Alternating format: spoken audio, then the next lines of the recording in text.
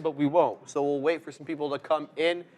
Shout us out if you are in the chat early. I know that some people are having trouble getting migrated automatically from the morning stream into the afternoon stream. So we'll wait for some people to bamboozle in. There we go. Bears versus Bulls has made his way in. Awesome. Wait for some more people to come in here. What do I see? I see only 15 watching. That ain't going to cut it. Roger. What's up, Roger? The MVE, Sailor Moon. She is the one named Sailor Moon. Shout out to Sailor Moon, Dan McIsaac, Rich Naples, 7 Umi. How do you say that? Umi? Vida Loca. What's up, man? Ponzi Fonzie, the OG Patrick, FFTB Ozan. What's up, Ozan? 420 Bud Monster. I wonder what you're into. Even Renata there. Okay, everybody's chiming in. It's now. like flowing in now, yeah. There you go. There you go. So we got all of you. And my main man Adam is in the chat. Shout out to Arsenal, number uno in the league, baby. Taking that big dub at Brentford. While the perfect result there, Man City and Liverpool tying a hell of a game. We'll talk more about that. Guys, we are brought to you by Search Trader. Account funding of up to $1 million. Keep up to 90% of the profit. Enjoy relaxed trading rules with an 8% max trailing drawdown on all new accounts. Shout out to the folks there at Search Trader. Good morning, Adara. Good morning. How are you? Good. Can't complain, you know. No complaints. Feel about half as intelligent as I typically am because the brain is a little shut off. It's a weekend thing, right? Yeah, I mean, we'll get it going with some moving averages. We will. Yeah. All right, guys.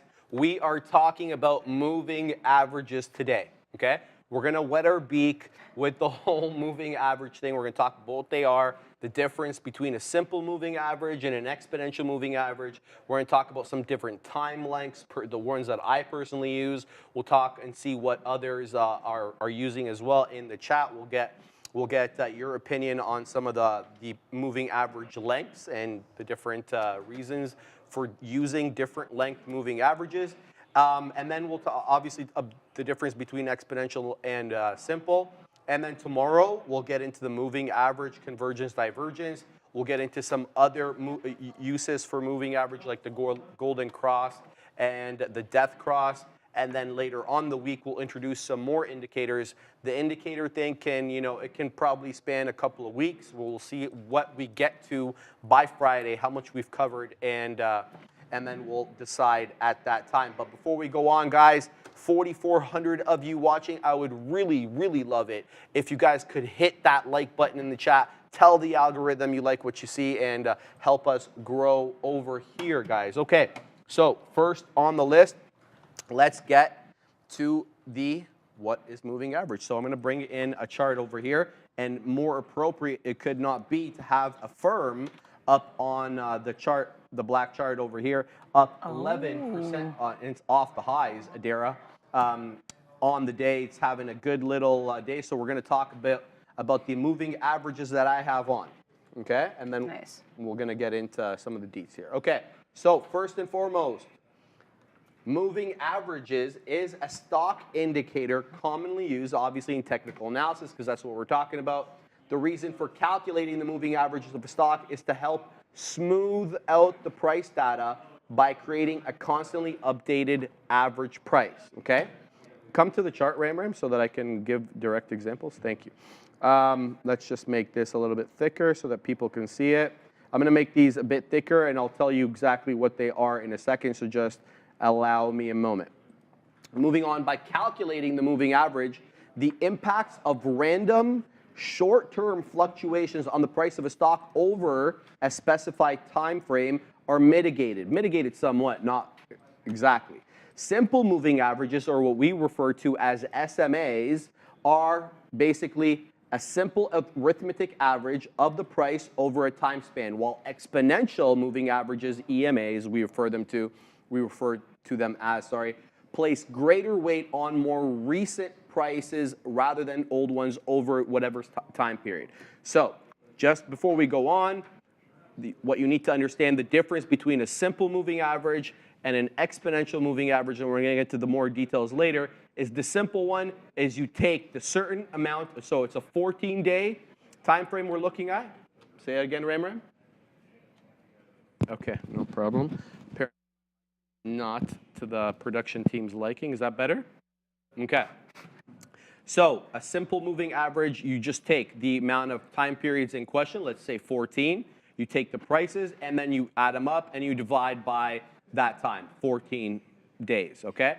And basically, day 1 is equivalent in weight to day 14. There's no difference between the importance that you attribute to day 14's price than the importance that you've attributed to day 1's price. So it's basically just an arithmetic mean. Now, exponential moving averages add a little bit more weight to the more recent price action, and we'll talk about why that's important in day trading, whereas simple moving averages, more commonly used in investing, where it really doesn't matter too much the recent price action.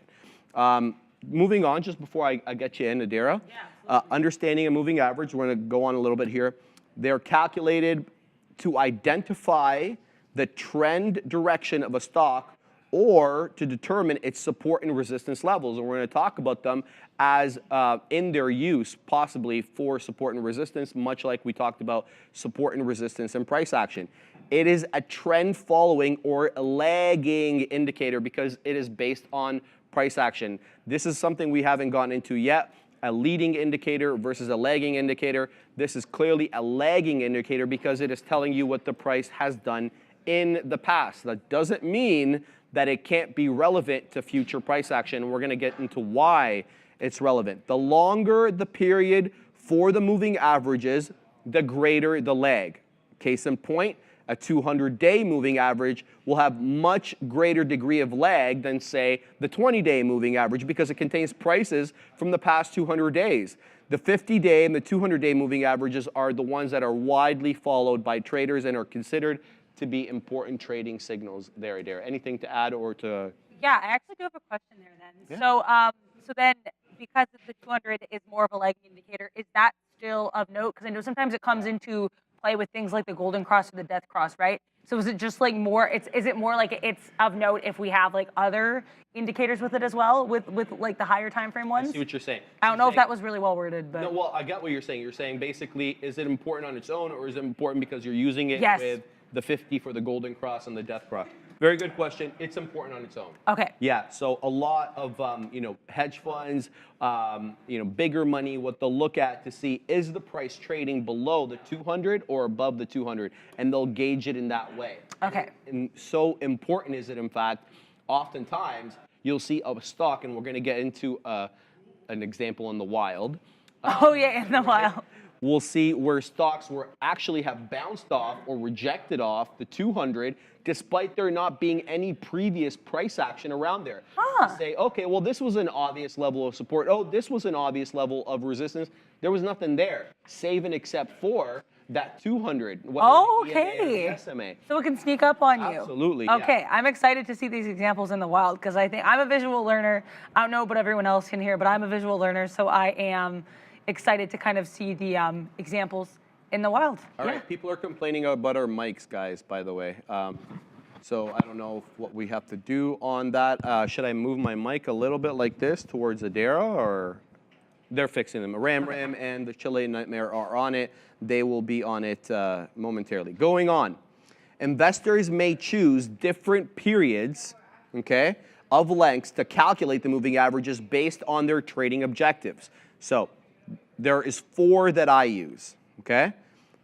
We'll get to those in a second. Shorter moving averages are typically used for, you guessed it, short-term trading, while longer-term moving averages are more suited for long-term investors. Now, before we go on any further, come to the chart, Ram. What I use is, I use 4 different ones, okay? I'm just making them a little darker here so you can see them. I'm changing the thickness. There we go. And last one over here for the blue one. Hopefully you guys can see this a lot better because it's going to be important. So the green is the 7. And these are all exponential moving averages. I only use exponential moving averages because I am 99% day trader and 1% investor. That's not That's not accurate. I'm just saying. But I obviously like the mathematical breakdown, yeah. For here, we're only doing intraday trading, so all we're concerned about is intraday trading. So therefore, because I'm intraday day trading, I care more about the recent price action than the historical one. Hence, I use Exponential. Green is the 7 period. I'll get to why I use that in a second. Yellow is the 20 period. We know that Mad Max loves to use the teal. Trust the teal, we used to call it, right? That was the 21 period. Not much of a difference. He uses Exponential as well. So I use the 20, and mine is yellow. Mad Max uses the 21. You're not going to get too many variances between that. The red is the 50. And this navy blue over here, Pepsi blue, I like to call it, is the 200. The white is VWAP. We're going to get to VWAP on a different day. Now, what the hell am I doing with a 7-period moving average? You're not going to see me using the 7-period moving average on a Tesla, on an Amazon, on a Microsoft. I don't use these ones on big cappers, okay?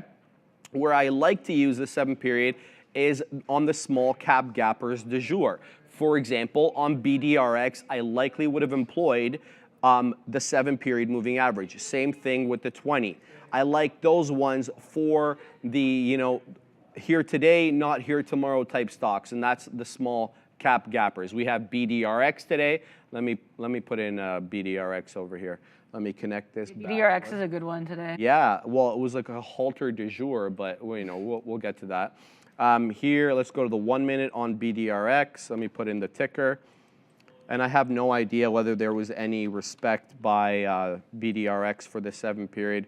But typically what I'm looking for the use on the 7 period is I'm looking for that first breakout. We usually get that algo spike, and then people start seeing it on their scanners. For the small cap gappers, you get that first breakout, and then typically what you get after that is an initial pullback. And what I'm looking for, if the pullback is not to a key price level, what I'm looking for is the pullback to come into the 7 EMA. Don't ask me why, but it's something that I've seen work in the past, and it was not my idea to do this. Obviously, I learned this from somewhere else. I'm looking for that first pullback to come into the 7 EMA and to get a dip trade off the 7 EMA on a small cap gapper. Again, you're not going to see me use this indicator on a big tech name Adara. So 7 is green, 20 EMA yellow, red is the 50, and the navy blue is the 200, all EMA. Perfect. So my question too, that I actually was just thinking as you were speaking. So I know we were talking about how VWAP, not, for example, of another indicator, is not necessarily going to mean everything for every stock on every day and every time frame, right? Is the same the case with the exponential moving or all the moving averages? Like, is every stock going to interact with them? Okay. You're 100% accurate. So just because I've got my 50 and my 200 and my 7 and my 20 up, it doesn't mean that the stock cares about them whatsoever. That is true, okay. It completely could be absolutely irrelevant. Like in the case of any indicator, and we talked about VWAP about this, look to see how that indicator is being or not being respected by the particular instrument that you're using.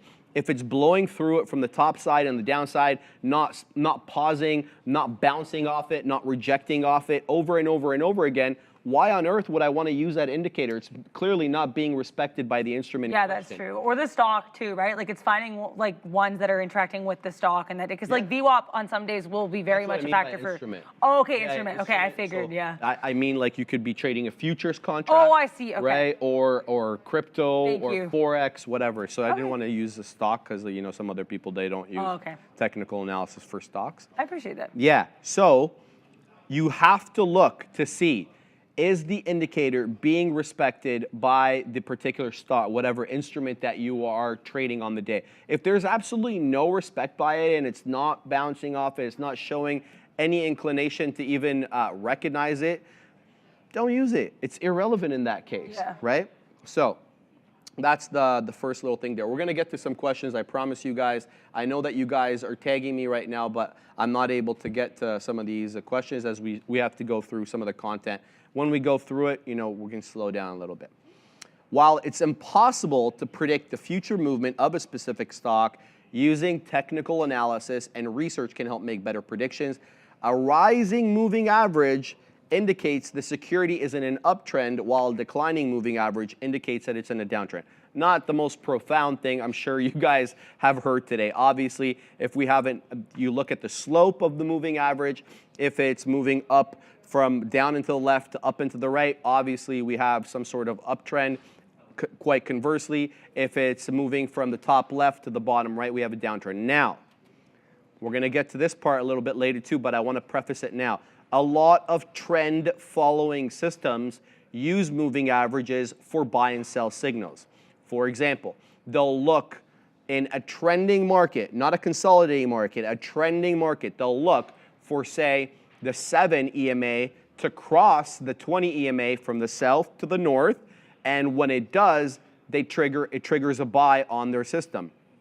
Much in the same way, when the 7 crosses the 20 from up to down, it's a sell signal for them. What you need to know about this is that if you're going to use a mechanical trading system that uses moving average cross, you have to understand that in a consolidative market, you are going to get blown up. These mechanical trading systems that use moving averages do well in trending markets, not in consolidative markets. You're going to get many false buy and sell signals when the stock or the instrument is trading sideways and you have a moving average cross, as opposed to in a trending market when you have a moving average cross, whether it's to the top or the bottom, it will be a lot more likely to be valid, Adair. Okay. So just want to make that very, very clear point. A lot of these systems use moving averages, but they are to be used only in trending markets, not consolidated markets. You're going to say, Sharif, well, how the hell do I know if we're in a consolidative or trending market? I'm just getting my beak wet here in technical analysis. What you need to look at is the actual stock. Zoom out. Go to the daily of the stock. Go to the weekly. Is it up or is it horizontal or is it down? If it's up or down, it's trending. If it's horizontal, if you see a period, even if it's within a range, a $20 range, 100 to the bottom, 120 to the top, and it's been doing that for a year, that's a trend. That's a consolidative market. It's trending within a $20 span there. So everything clear on that point? Yeah, I was going to say, it's interesting too, the immediate thing that I thought of when you brought this up, that I was kind of raising red flags in my head with regards to, like, triggering the second we have a cross of moving averages, is because, as we were saying earlier too, right, they're not always going to be relevant for every stock. So to me, like, what made my alarm bell ring in my head was the idea that, like, having it triggered just because they crossed won't necessarily be effective for every stock, because not every stock will be respecting those levels. Absolutely. So that was the big thing that rang for me. That Absolutely. I was like, And sometimes, Adira, like, just to build on your point, because you brought up a good point there, you're like, look, let's say BDRX didn't respect any moving averages today. However, it doesn't actually have to respect them in the sense that it has to bounce off them or reject off them. However, if the moving average is being used in this case not as support and resistance to get a dip trade off or to get a short off when it moves up, but for an actual, what's it called, a trading signal. So it's different. So you're not going to get any confluence with the price action and the moving average. But in this particular case, when using a mechanical trading system, you're using the moving average to tell you when to get in and get out. So it may not have anything to do, it may not be in confluence with the price. oh, but it's just kind of like a little, like, ding, like, here you go, take a look at this. Yeah. Okay, It'd be cool. like, go long if the 7 EMA crosses the 20 EMA from the south to the north side. That would be your trigger long. Now, that may not have anything to do with the actual price itself, right? Okay. The price may be far away removed, pardon me, from the actual moving average itself. So in that case, you're not using moving averages for support and resistance. Last little point here. Similarly, upward momentum is confirmed with a bullish crossover. And that's what I was kind of talking about. The 7 EMA crossing the 20 EMA, just one example. That's not the one that I want to keep harping on. A bullish crossover, which occurs when a short-term moving average, crosses above a longer-term moving average. Conversely, a downward momentum is confirmed with a bearish crossover, which occurs when a short-term moving average crosses below a long-term moving average. The one everyone likes to talk about, you know them as well, the golden cross and the death cross, RIP. Yeah. So that is basically your little mini introduction into what are moving averages. Before we get into the deets of the simple moving average and the exponential moving average, I'd love to take some questions from you guys right now before we continue. So make sure to try to tag Adara and I in the chat so we can see that red rectangle and we can kind of get an idea that you want to ask a question. Otherwise, we're literally going to have to read the chat. Okay, Tushar, what's up, Tushar? Sharif, good morning, Professor. Would you always wait for a trend line breakout before going long? No, I wouldn't. Because there may be other instances where waiting for the trend is not required. For example, you know how I like to get dip trades off on key levels for stocks that are strong. I don't like typically chasing them, you know, at highs. It's just not the way I trade. Other people trade that way and they do well. It's not my modus operandi. So I don't want you to think that it's a hard and fast rule about waiting for the break of a trend line before pulling the trigger. It may be appropriate in certain cases and it may be inappropriate in others. Moving on here. Ed Mack, what do you think about HKD and the 7 EMA? Let's have a look. I think that that's a good question because HKD is moving. Here it is, the 7 EMA. Look at this. So right now, it did a little bit of a hold around the 7 EMA, but again, not really respecting the 7 EMA all that well. In fact, I'd say probably respected the 20 EMA a bit better on the move up. But look, it's not going to be a hard and fast rule, and it may change within 5 minutes. Like, look at this period over here. The 7 EMA is a very clear bottom for the price action. Like, it literally does hold to the T, say from around 9:55 till the very decisive break here around 10:21. So with intraday trading, all of a sudden you could look at the moving average, which was absolutely relevant and which very clearly defined the support area for the price action, and all of a sudden it's gone. And it's no longer respecting that level. So you need to be alive to that fact all the time, right? Especially with intraday trading. It's not the slow paced, let me take my time that the NOS boss does with swing trading when you have hours and hours and hours to go like over chart it. Yeah, a lot. Yes, moving on, some questions coming in here. Sunil Gobriel, calling me by my last name there. All right, interesting. Without a B is a breed of crocodile in Southeast, I have no idea. Oh, without a B, Goriel is a breed of crocodile in Southeast Asia. Oh, no. That's cool. That's nice. Okay. Maybe. Also, Bears vs. Bulls is asking you to type in the chat so it's easier for you to be tagged. Oh, yes, absolutely. So sorry about that. There. Yeah. I will absolutely do that. But I'm going to keep moving on here. Reliable. I think it's important to emphasize to traders how stocks move up and down, which is buying and selling. Indicators are fluff. Not everyone uses the same indicators. Absolutely accurate, but I wouldn't go so far as to call them fluff reliable.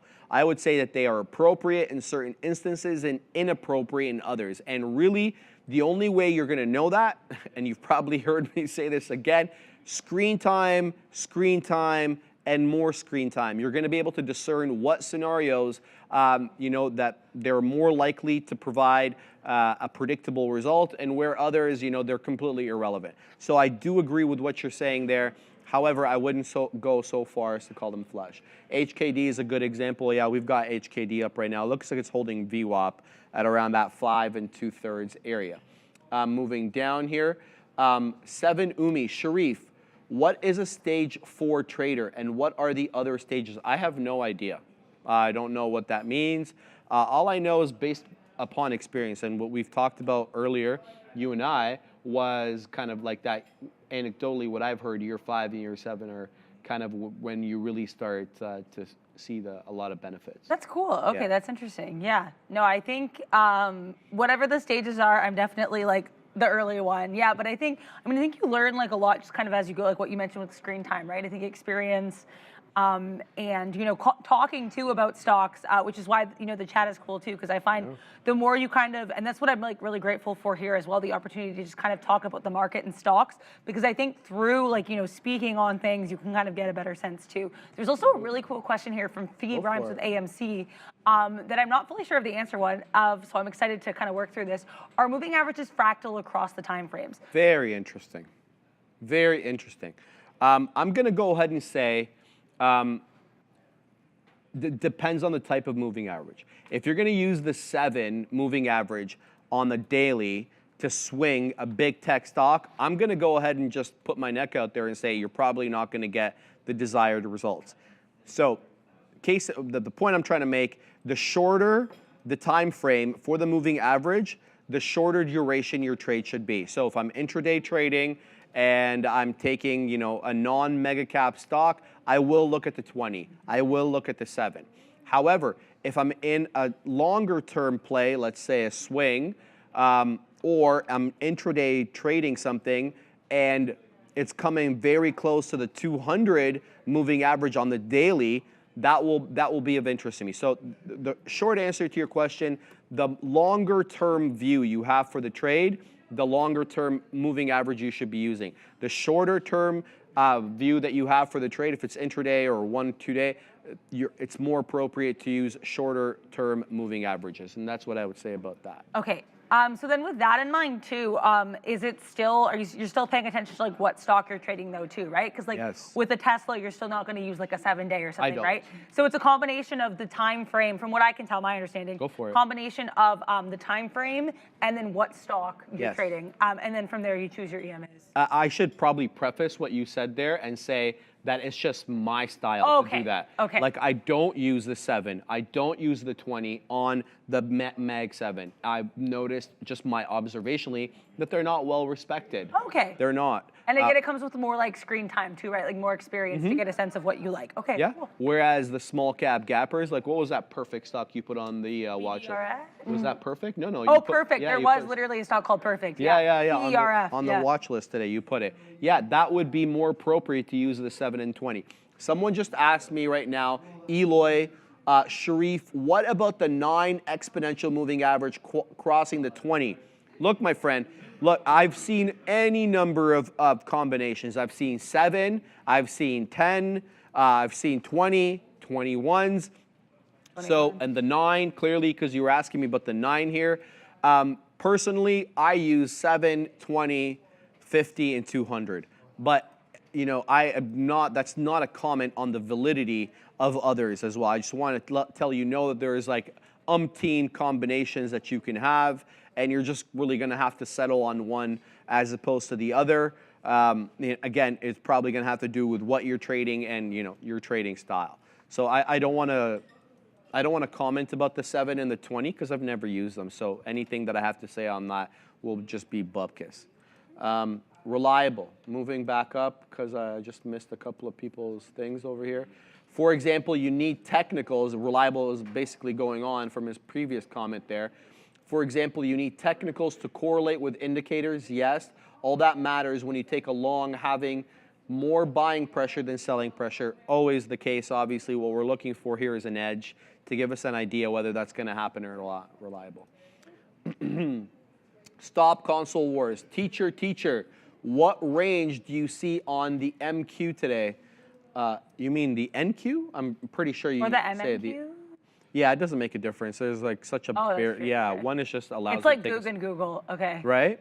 There's a bit of a difference. But what I see here is, here's the NQ, guys. We're obviously straddled within a range. I want to say the range is 15,975 to the bottom, right? But that was kind of the opening range low. The real level, in my opinion, is going to be that 16,000, 60,050. We're caught in between a 50-point range here on the NQ. However, there is two clear observations that I need to make. One, VWAP is being respected by the NQ so far today, okay?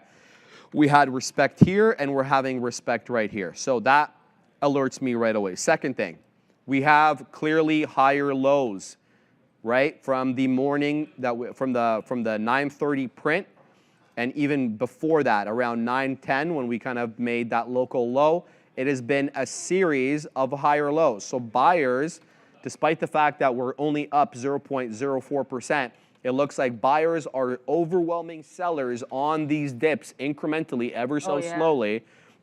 So the higher lows are coming into play right now on the NQ. Thirdly, this flat top 16050 is very, very clear and very staring at me in the face. Once, twice, OB thrice, and then fourth and fifth times we get rejections, Adira, off that 16050 on the 5-minute chart. So this is setting up possibly here, what do we call this? When we have higher lows and a flat top?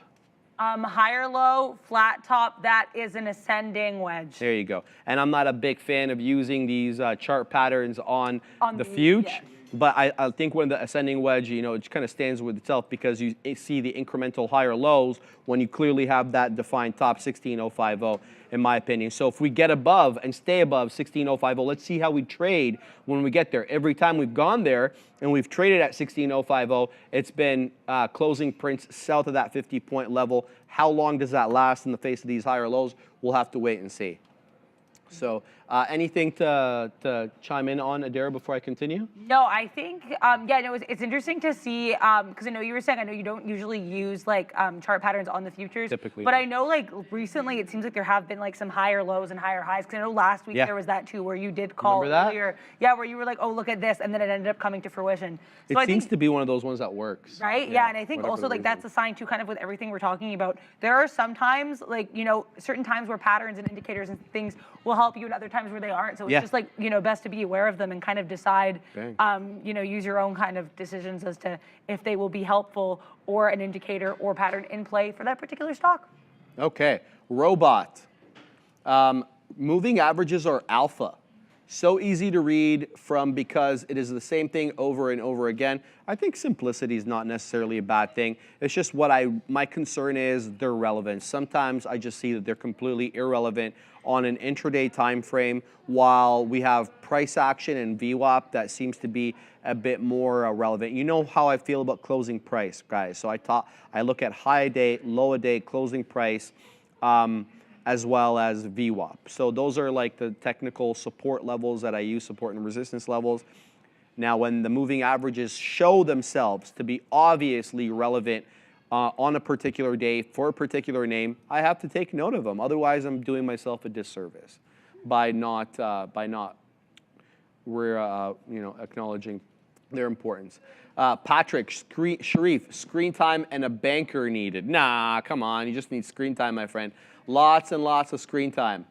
Okay, Ashton Lloyd, good morning. I know you use the 7 EMA on small caps, but not big. Would you consider using it on Forex if you trade Forex? I would love to answer that for you, but I've never taken one single trade on foreign exchange. I've never traded FX, Forex, or whatever we call it. It just hasn't been down my path. I gotta tell you, my journey in trading started by trading small caps. I was obsessed with these $1, $2 names. Adira, I want to, like a lot of people, I'm not making a comment on anybody. It was more of like a get rich quick thing. Yeah, it was it's like, like oh my God, this thing's up 1,000%. If I only threw $10,000 at it, you know, I'd be retired now. And then you get into the nuances of trading, and then you start respecting it more, and then your horizons open up. You know about this stock, that stock. You start understanding the market. So that's how my approach was. So I've never gotten around to actually putting on either a crypto trade or a Forex trade. Shout out to the Chilean Nightmare, who loves crypto, by the way. Yeah, doing his thing back there. All right, keep going here. The Boring Man. I like that. I remember that name from last week. It's memorable. It's really memorable. Because of the Boring Company. How can we not forget? How can we forget that? I mean, Neil's eating up a storm over there. Look at this guy. My goodness. Get him, Ram. Aw. Yeah. Ashton Lloyd. Yeah, okay, so we got to that. There he is. Neil, I have a quick question, though. We're going to have to digress. Why do they keep running the ball on a first down? Completely unsuccessful every single damn time they ran the ball on first down. They picked up 1 or 2 yards. Why were they doing that? That green guy in the middle was tackling everybody in their mother. That guy was huge. Yeah, I'm sorry, Neil. Everyone knows you can't run on cooler. It's impossible. But it actually was working in the second. He said it was working in the second half. And the weather was Oh, yeah, there he is. He's got his mic, baby. Oh, He's going to get he mic'd is. up. If you happen to be a fan, like A, it was working in the second half. B, a lot of what was wrong with the Buffalo Bills offense running the balls because they were running out of shotgun, they were one of the worst teams in the NFL running out of shotgun. I didn't know Since that. they fired the OC, they moved to a lot under center. However, there were a couple of shotgun runs where I looked up and they just threw up in my mouth. Like, okay, you guys suck at doing this. You're better running this out of the under the gun. No, sorry, under center. Where Josh Allen is also better. Where the other team has to respect the play action a little bit more. So it's just the crazy thing about it. I always bring things back to trading in case you've never seen the show before. Yes, I like to do that too. A lot of what the Buffalo Bills problem is not identifying what they are good and what they are bad at. And as a trader, that's a death sentence as a trader. It doesn't matter what you want your identity to be. You are good at what you are good at. You are bad at what you're bad at. The Buffalo Bills are bad at running the ball out of shotgun, and it should not happen in key situations if they want to run. So when they do that, they've made a mistake. And, they are a team that's going to rely on Josh Allen to hopefully not have to make too many decisions. If you are asking Josh Allen to read through 4 progressions, wow, he is going to try to make the big play 9 times out of 10. So there were a couple of times where exactly that happened. You got to set up the play call so it's as simple as possible. And it's not to say that he can't do it. It's just that he's going to be aggressive. You don't want him making the mistake, then don't put him in a situation where he's going to have to read those progressions. You know exactly where he's going to want to go with that ball. That's what happened when he missed an underneath throw to Shakir, and he went to Gabe Davis in double coverage. That's what happened when he stared down Stephon Diggs for that pick. And I didn't even play football, and I can tell you this stuff just because I watch it every week. I don't even know the game. But like in trading, do what you're good at. Do less of what you're bad at. It's pretty simple. I was trying not to have rants about football today, by the way. Thank you very much. Sorry, Our I didn't season's help. over. I didn't Thank help you. in that regard at all. But yeah, there you go, guys. I mean, I just couldn't understand why they kept running the ball on first down when they weren't doing it well. Yeah, it's a weird choice. Like, what little I know about football. That's all good. Your boys won the Grey Cup. We never even. They did not win the Grey Cup. The Bombers lost the Grey Cup. Oh yeah, that's right. They did lose for the second year in a row. They went to the Grey Cup. My Yeah. mistake. Yeah. Yeah, the Bombers bombed. Thank you, Fabian. The Bombers bombed. Yeah, so the Winnipeg Blue Love it. Bombers, for context, CFL team from Winnipeg, which is where I'm from, they won the Grey Cup 2 years in a row, and the last 2 years they've gone and lost, or as Fabian put it, bombed. But yeah, so they did unfortunately lose. Yeah. But yeah, I mean, there is a question I want to address actually here that I liked. I think it was from Sarah in the chat here. How can you use VWAP with the moving averages? I mean, I think we kind of like earlier, like it's not all indicators are going to work together, right? No. So if you're going to use one and you want to use other ones, use them as like confirmation. So for example, this Tesla long that I'm just kind of hanging out in, which I haven't really addressed. Now we're kind of dying a little bit here. But yeah, so this one is kind of interesting because we did break above VWAP. I got in slightly below VWAP because I was noticing we were kind of holding this level decently. I was like, let's dip a toe into the ring here. But then we've also crossed over. I have, so the dark pink is my exponential moving average, or sorry, the pink, the thicker pink one is my exponential moving average.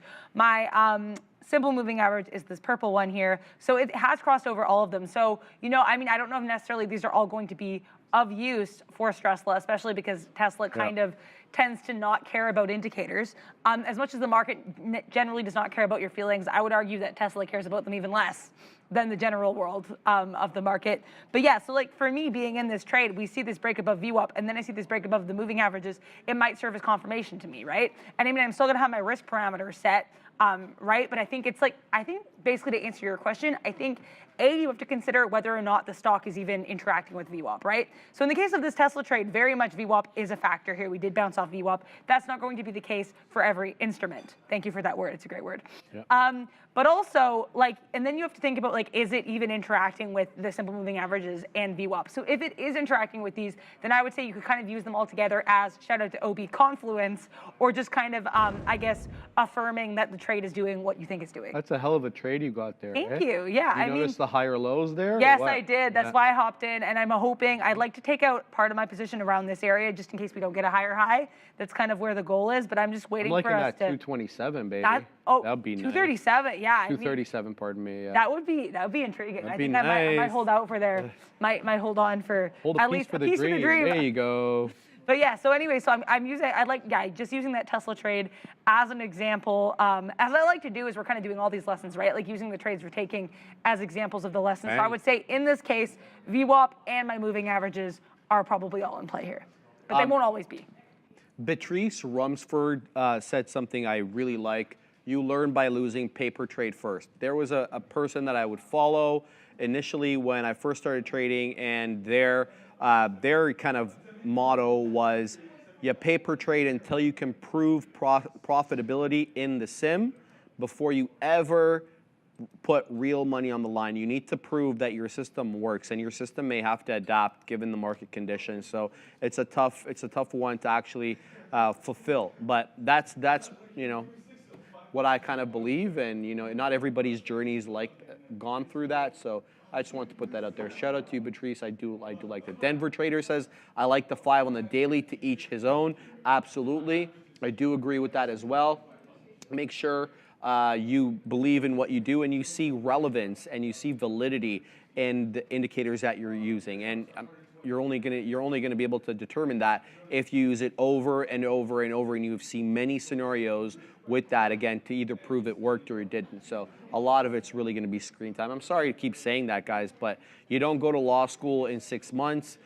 You don't get a degree in a few months, and you have to kind of look at trading as kind of like that. The curve is steep and it's long, and you have to be willing to put in the time. Otherwise, it's going to be short-lived, unless you're super gifted or something. Peter Sun, where are buyers mostly entering and exiting? You need to understand where the market may be, has been, and where it's moving. Very good observation, Peter. I do agree with that. Moving down here, I don't want to skip anybody's comments. The chat has this bad function where, like, when you stay up for a while and then you move down, it just jumps all over It's the all place. herky-jerky. Ibni, yeah. Sharif, you saw the Manchester versus Everton match. What do you think about that bicycle kick? That was amazing goal, probably the goal of the season. I don't see that being beat out by anybody. That was very Ronaldo-esque. Rooney obviously did it for Manchester in the Prem. Ronaldo did it for Juventus. I mean, not for Real Madrid at Juventus. So that's beautiful. Who can hate that kind of goal? But it is Manchester United at the end of the day. So Sharif and Adara, can it be used MA and VWAP together? Oh, you already got to that. You got to that. Okay. All right. So we're going to move on to the next topic now, which is, oh, look, I got my own thing. Simple moving averages. So we talked about the general uses of moving averages. Now I'm going to show you exactly what the difference is between the simple moving average and the exponential, and what better use case scenarios there are for each particular one. But you have to understand the fundamental differences, and it's not that hard to understand. Let's go. So simple moving average, or known as the SMA. So if you see the acronym SMA, typically stands for simple moving average, is calculated by taking the arithmetic mean of a given set of values over a specified period. Okay? A set of numbers or prices of a stock are added together and then divided by the number of prices in the set. So for example, if you're looking at a 14-day view for the simple moving average, you're taking literally the closing print of that instrument for 14 days, you're adding it all together, and then you're dividing by the number 14, and then you get what they call the arithmetic mean. Now, this type of moving average doesn't differentiate between the price on day 1 and day 14. In its calculation, those 2 days are of equal value. They add the fact that day 14 is much closer to the current price action does not add any more. It does not contribute any more to the moving average than the price of day 1, which is 14 days removed from the current prices. Okay, so that's what you need to understand. Now, it's basically the formula is easy. You don't need to do the formula because we have computers that do all this for us now. But when you're doing the chartered market technician stuff, they make you understand the formulas, etc. Now, the exponential moving average, we're gonna come back to these, but for now, I'm gonna go to the next topic. Let me move this out of the way so that I can show you my moving averages on the other chart. One moment, please. The exponential moving averages give more weight to recent prices in an attempt to make them more responsive to new information. That's the whole point. To calculate the EMA, the simple moving average, or SMA, over a particular period is calculated first. Now, I don't really want to get into the how to calculate them. There's a lot of math. Yeah, I just don't think it's relevant, right? But the whole point of using exponential as opposed to simple, personally, I use the exponential because I am more intraday trading. And to me, it's more relevant what the price was doing yesterday and, or whatever period I'm looking at, 14 minutes or 14 days, whatever the time frame that I'm charting on. It's more important for me as an intraday trader to see what the price has been doing lately as opposed to what it was doing historically. And by historically, I mean 14 days ago. Now, that is not the case for an investor, okay? It's not, because the investor mostly is getting in for fundamental reasons. So what they're looking for is placement, how to get in. You hear a lot about long-term investors using fundamentals to select the companies and technicals to decide where and when to get in, okay? So you don't care what the fact that, based on good fundamentals, what the price action was doing 14 days ago versus now, unless there was an intervening earnings in between that time. It doesn't make a difference. What you're looking for is a bigger picture if you're an investor, but if you're a trader, you definitely care what it's been doing lately, because the whole point you're in this is to make money, and you're trying to make money on a short-term time frame, not a long-term one. So those are the two differences between SMA and EMA. Any questions or anything that you want to add into there, or any questions that you saw in the chat you want to address? I think I might need to let my brain wrap around it too, because I think Sure. honestly the simple moving average I think makes sense. Like, it's if you're going to average anything, that's kind of the way you're doing it. If you're averaging like test scores or what have you, for the most part, you're just adding everything, dividing it by however many it is, right? So I think simple makes sense.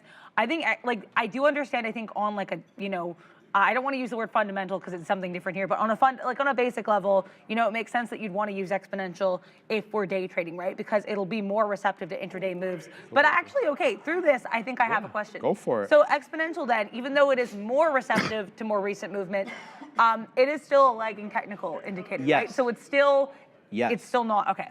Yeah, but if you were to assess their lagginess, is that a word? I think it might be, and either way, it's, We're gonna make it up, our baby. own words here. Yeah, exactly. The SMA would, there it is, baby. There it is. Thank you. Lagginess, word of the day, people. Lagginess. We don't even know if that's real. If you were to compare which one was lagging more, I would submit to you would be the simple one, because it would not place as much weight on the recent price action. Therefore, if we were either higher or lower on, say, day one, much higher or lower on day one than we were on day 13, that wouldn't really be reflected in the price. Oh, okay. So it'd be even more laggy. So that the whole point of EMA is to kind of help, put more weight to the recent price action. But by definition, they are both lagging. Okay, but basically the exponential is more sensitive. It's just a little bit more sensitive to Recent price action. movement. Okay. Yes, Thank you. absolutely. Appreciate that. Of course. All right, haha, lagginess is Peterson. Yeah, lagginess. I feel laggy. I'm lagginess embodied today. My mind is running at 50% of its normal capacity, and that's just a product of being very lazy on the weekend. I gotta tell you, I was quite lazy. Although I did a lot of workouts, but my mind was very lazy. Yeah, I think sometimes your mind can be off. You can be awake and your mind is 20 steps behind you. Right? Yeah, I know what you mean. All right. Any questions, guys, before we restart this whole thing? I've got more to add with respect to the comparison between EMA and SMA. But before we go on, I'd really like to answer some questions. Why no trading today, Brian Flores? Because we're explaining what moving averages are. I also am in a Tesla long that's just chugging along right now in the background. Job. Thank you. We're up almost $1 in paper money. Frank S says, I'm taking too much protein, baby. My mind's shutting down from protein poisoning. No, he didn't say that. I'm just making that. I think you're making assumptions. Yeah. Wish we could all show charts in the chat. Yeah, that'd be great, Beatrice. Maybe we will be able to figure it out one day. Chart chat. All right. Yeah, chart chat. Could you talk about the average true range, says Wahid?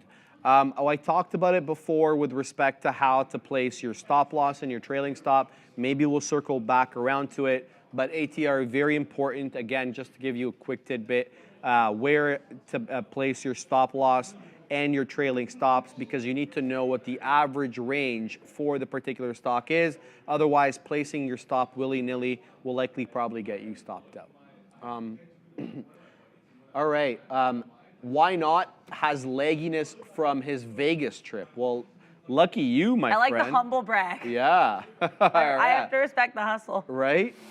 A dual Ben, how the bond prices keep changing when the market is closed. The bond market, the futures market is 24 hours. I think I don't know if bond futures close like equity futures do. I'm not 100% sure.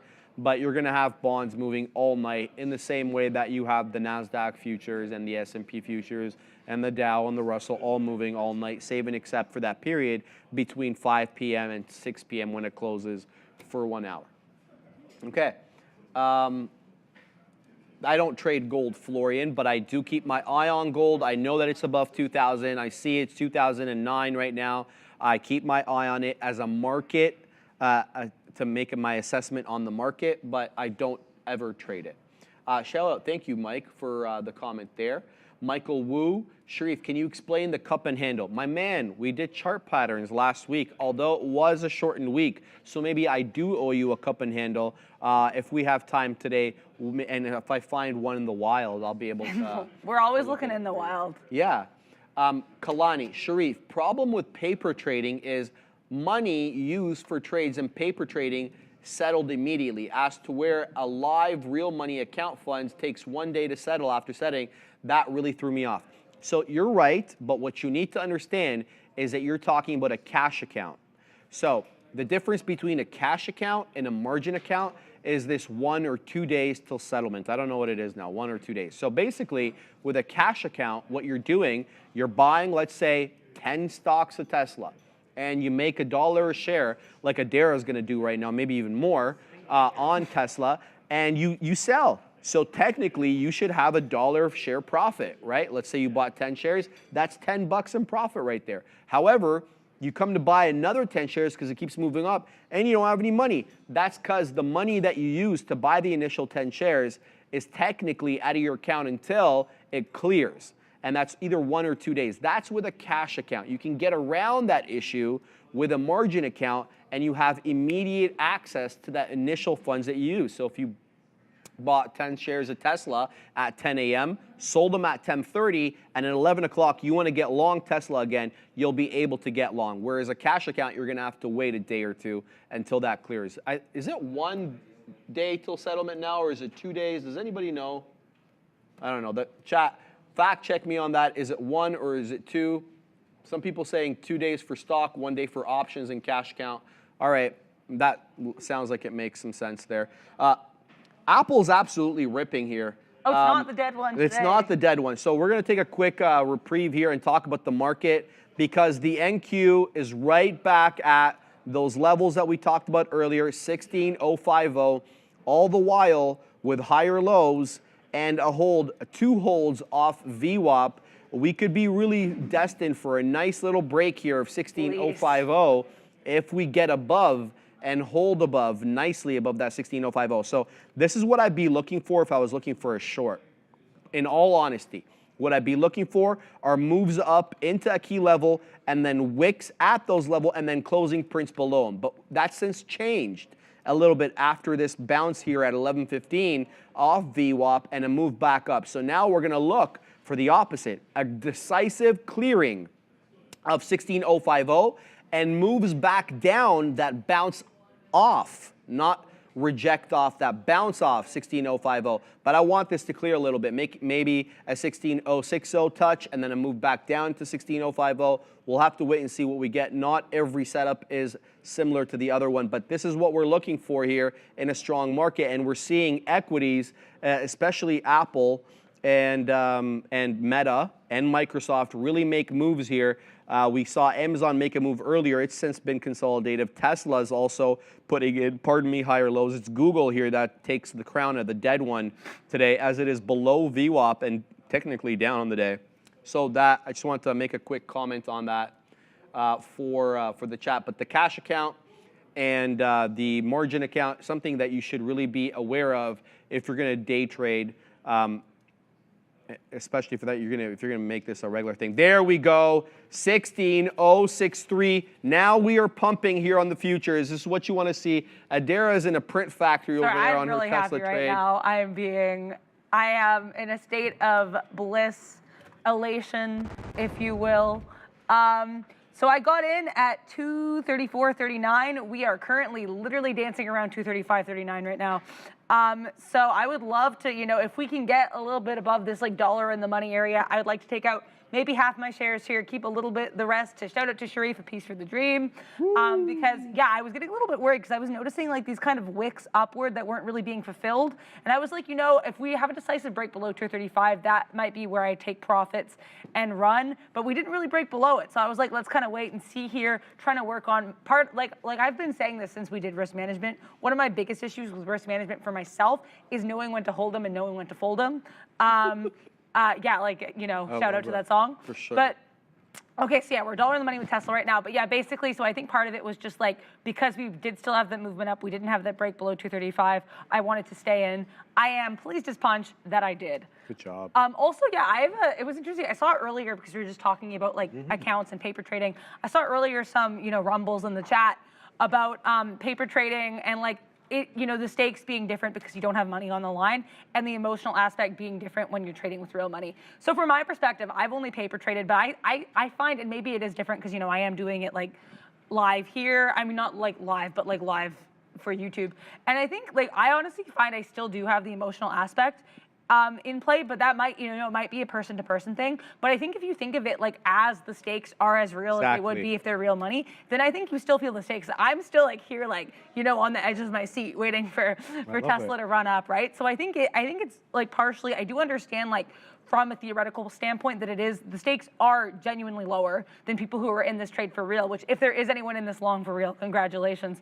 But you know what I mean? I think if you look at it like it is trading, just with fake money, I think that it does still have that kind of same effect, because I still feel the stress when things are heading to the downside, right? But I think it depends on your perspective. I just thought it was some food for thought, and I was kind of ruminating on it when I saw mentions of that in the chat. So I just wanted to bring that back up. But yeah, Tesla long is going, the long is strong, and I am a happy camper. And yeah, this is another example of like sometimes when the indicators all kind of work together, you can use things as like, support areas, right? So we saw that move above VWAP and the EMA and the SMA, and that kind of, to me, bolstered my confidence in this trade, right? So not all indicators are valid to all stocks at all times.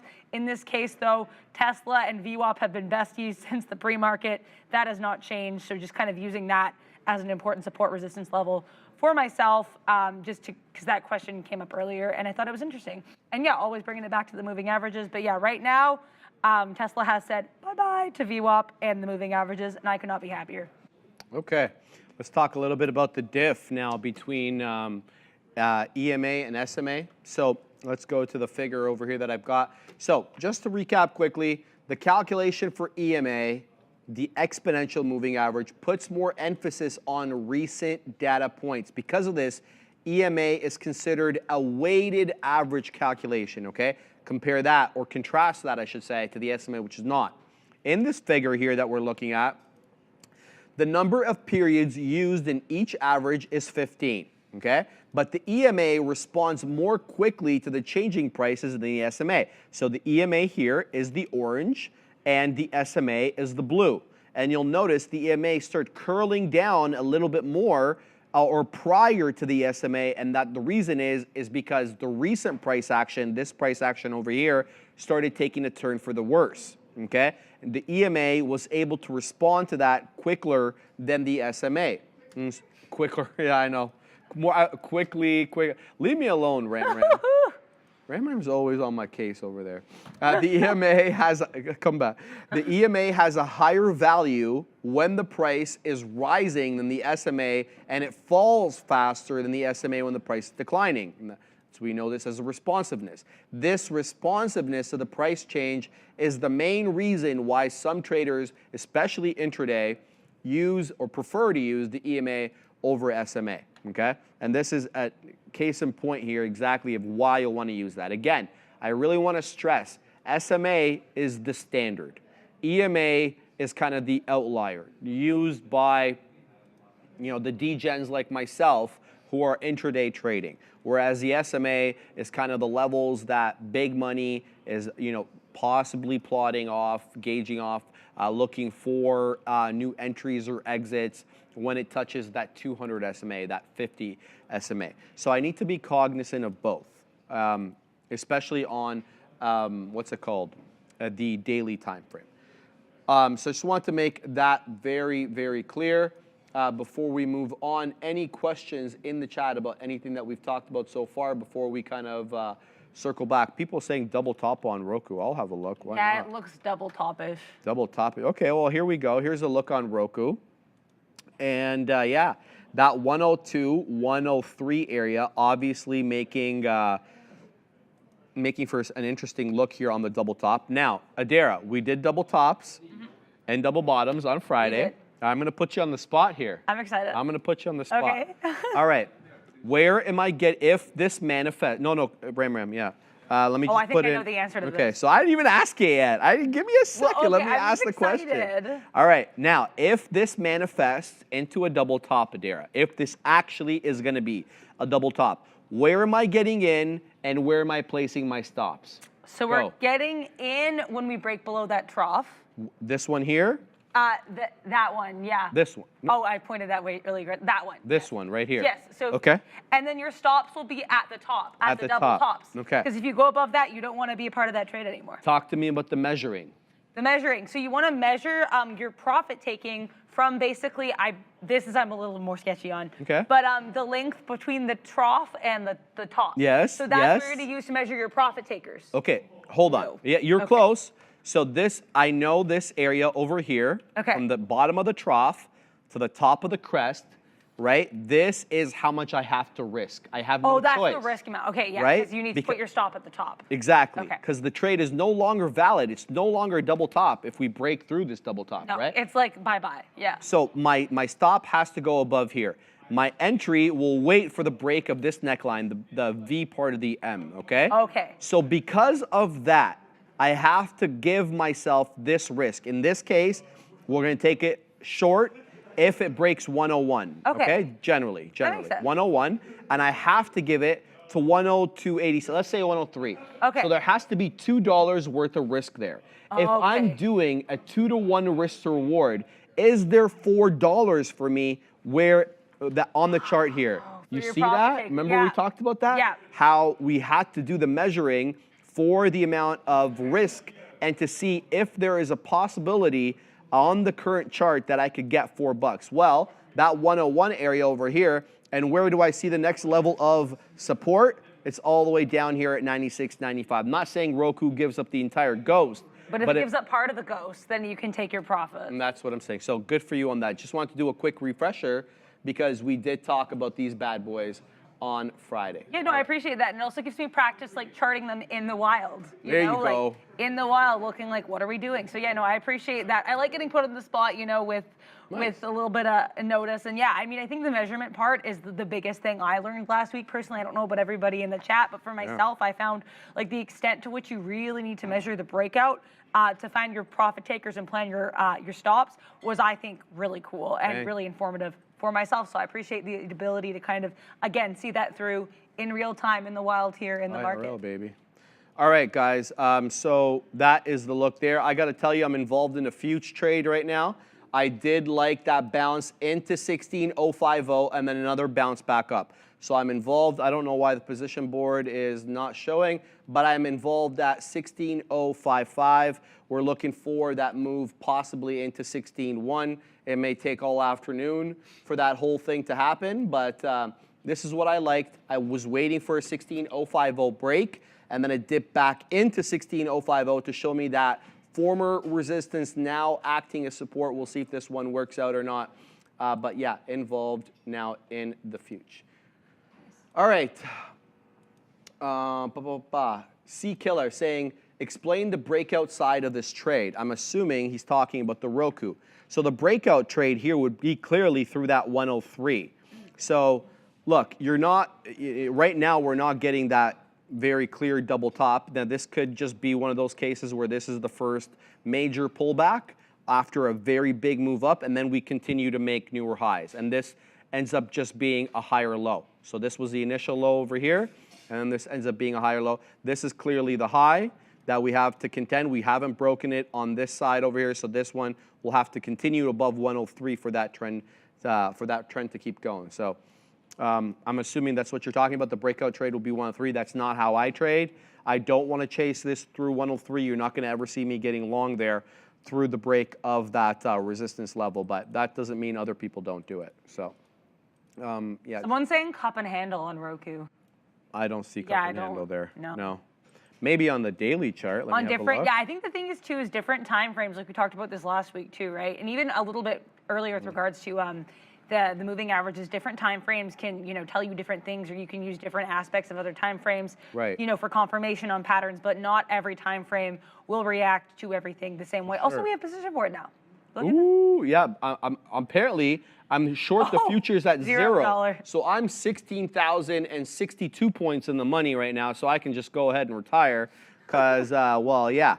You're like a multi-millionaire at one short. Yeah, so we're going to go ahead and wet our beak here at 16065. I'm going to put a stop order in and around there. The production team's on it, guys. They're on it. They'll get that fixed. I didn't even notice that until you pointed that out. Neither did I. I mean, it could. I wish maybe it's real. Maybe it is real. $0. All right. Yeah, Matthew Carbrell is long 16015. Shout out to you, Matthew. Talk about bottom wick, baby. That's a hell of a future trade there. You're better than I, for sure. I was waiting till it broke out of that range to really get involved, and it looks like we're moving up, but nothing really to celebrate here. So Darwin, eggs on Sharif. Yeah, right, buddy.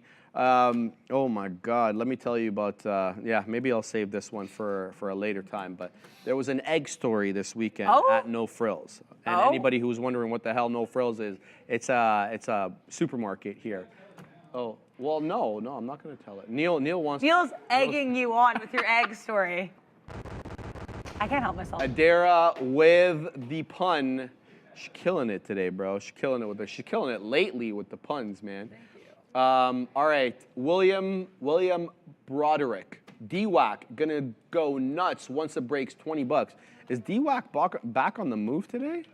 No, you don't say. DWAC, what's DWAC? It's up 2 1/3. I'll keep my eye on it. Yeah. It's taking a trot. It's trotting. It's trotting. Yeah. There we go. So now we got the proper position board up.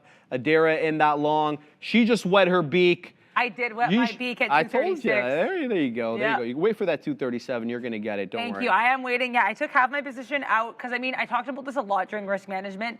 I like to piece out my trades just because I feel a little bit more comfy if I have some of the profits guaranteed. In this case, yeah, over $1.50 in the money is where I got out half my profits. So I have to say I am pretty happy with how this all went. But you're right, I'm going to wait and see what we do at 237. I would like to see a decisive break to the upside of 236 right now. We're kind of teetering on the seesaw around 236, but we're getting a little bit of steam right now, so I'm happy I have half my profit out, keeping my eye out for the rest of that Tesla magic to occur as Tesla rolls in its Cybertruck hopefully through 237. Also, because Tesla and the Cybertruck is actually going to be on watch for Thursday for the delivery event. So that, I think, will be very interesting to watch the stock on Thursday with regards to the Cybertruck happening. Yeah, well, I got to do my boy Neil a little bit of a solid here. Here it is. Here it is, okay? Come to the thing. There we go. So, Neil, this is your move right there. I don't know what the hell that is if that's not a horse collar play. And then he gets him from the backside, too. He got him on both horse collars, the front and the back. I got to give my man, like, the poor guy. Like, this is absolute, S. They called the penalty on Buffalo. And they called the penalty on Buffalo. What, wait, for actually? what, descent? Intentional. Why isn't this thing refreshing, man? Here we go. Let's do this again, people. All right, guys, look at this. All right, the man, he's complaining. He's like, he ripped my shirt, Mr. Zebra, and the zebra wasn't having it, right? The zebra didn't care. Look at this dude. There's the first one, holding on from the front, and then he gets him from the back, too. My God. Anyway, I feel bad. That's brutal. But that's just the way it goes there, Neil. So the refs not having their best game, no question about that. All right, let's keep going. Calm down. Guys, I'm not even a Philly fan. Like I dislike Philly, being a Cowboys fan, obviously. And well, I'm not much of a Buffalo fan either, because now Neil has created this rivalry between. Making up a rivalry that does not exist in the Well, world of the NFL. they do. Remember I told you about the Super they do have Bowls? rivalry, Yeah, 2 Super Bowls there. But I feel like you guys have intensified the rivalry. Oh yeah, that's no question about that. You're like, yeah, Yeah, for sure. Yeah, I was messaging Neil yesterday. He wasn't having it, man. He just was. It's like, don't harass me outside of work hours. RH is long 16020 on the NQ. Shout out to you, RH. That's a hell of a trade there, brother. I hope you continue to print. You're printing right now. You're 40 plus points in the money. All right, guys. Any quick comments here about what we're talking about? City of brotherly love thugs, says Dinklebot 42. YouTube demonetizing channel. No. Come on. That was just a quick sample there. Jason, MSFT 380 flat top break incoming. Let's have a look at MSFT, because MSFT is absolutely rocketing to the high side right now. It is at day's highs. Oh my God. I don't know if there's a catalyst on this. I think there's been a catalyst for this for like the past 2 weeks. Right? Well, there's the whole, obviously, OpenAI stuff here. Yeah. Microsoft, beautiful look, 379.75 HOD. Where is the all-time high? It probably is this wick over here, 379.79. No. So that's 3 pennies off the high. We're at 379.76. This candle over here, which is an opening range break, is a 379.79 high. I'm looking for anything higher over here. 379.97. Yeah, I don't see any 380 breaks here, guys. Even on a wick. Forget about the closing print. Yeah, I don't see any 380 breaks. 380 will likely be, a very clear resistance level if we make it up there. Now, you could play this a couple of ways. You could play it for the breakout trade, which to me, that's not my style. Yeah, it's a little stressful. Right? Or you could be looking for a mean reversion pullback to take 380 short. That wouldn't be my style either, because you're standing in front of the freight train. But those are some possibilities there. I'm not going to trade Microsoft, given its elevated levels on the day. I've missed the boat on that, the way I feel. But Microsoft, an absolute rocket on the day right now, and I just want to comment on that. Yeah. All right, Adara, let's circle back into what our Ram, can you bring that back to the top? Thank you.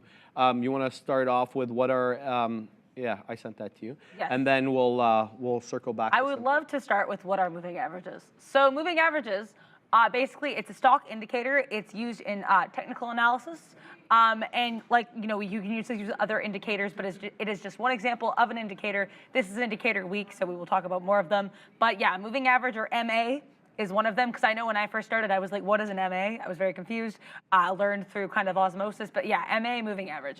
And it helps you to keep, it kind of helps to level the price data over a certain period of time. So the 200-day MA, or the 50-day, right? And like we were saying earlier, you can use different time frames depending on what stocks you're trading, because different stocks are more receptive to different time frames. Cough, cough, small caps.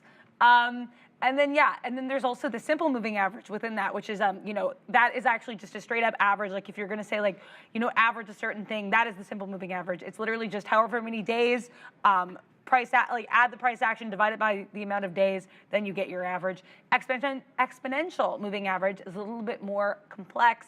It's a weighted average, and it basically gives more importance. We'll get more into this later too, but it gives more importance to the stock price in the more recent days, so it's a bit more responsive to new information. That being said, all moving averages are lagging indicators, but some of them may be more laggy or experience more lagginess, word of the day, than others. So there we go. That is the moving average crash course, as it is. Exactly. So yeah, that's basically what moving averages are. And then with respect to simple moving averages, let me bring up my moving averages over here.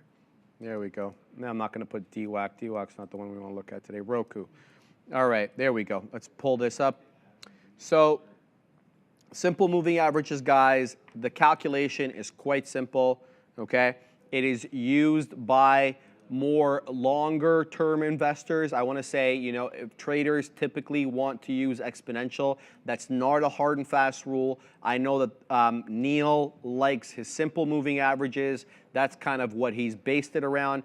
As long as, you know, it's something that is standardized for him, it makes it's equally as valid as exponential.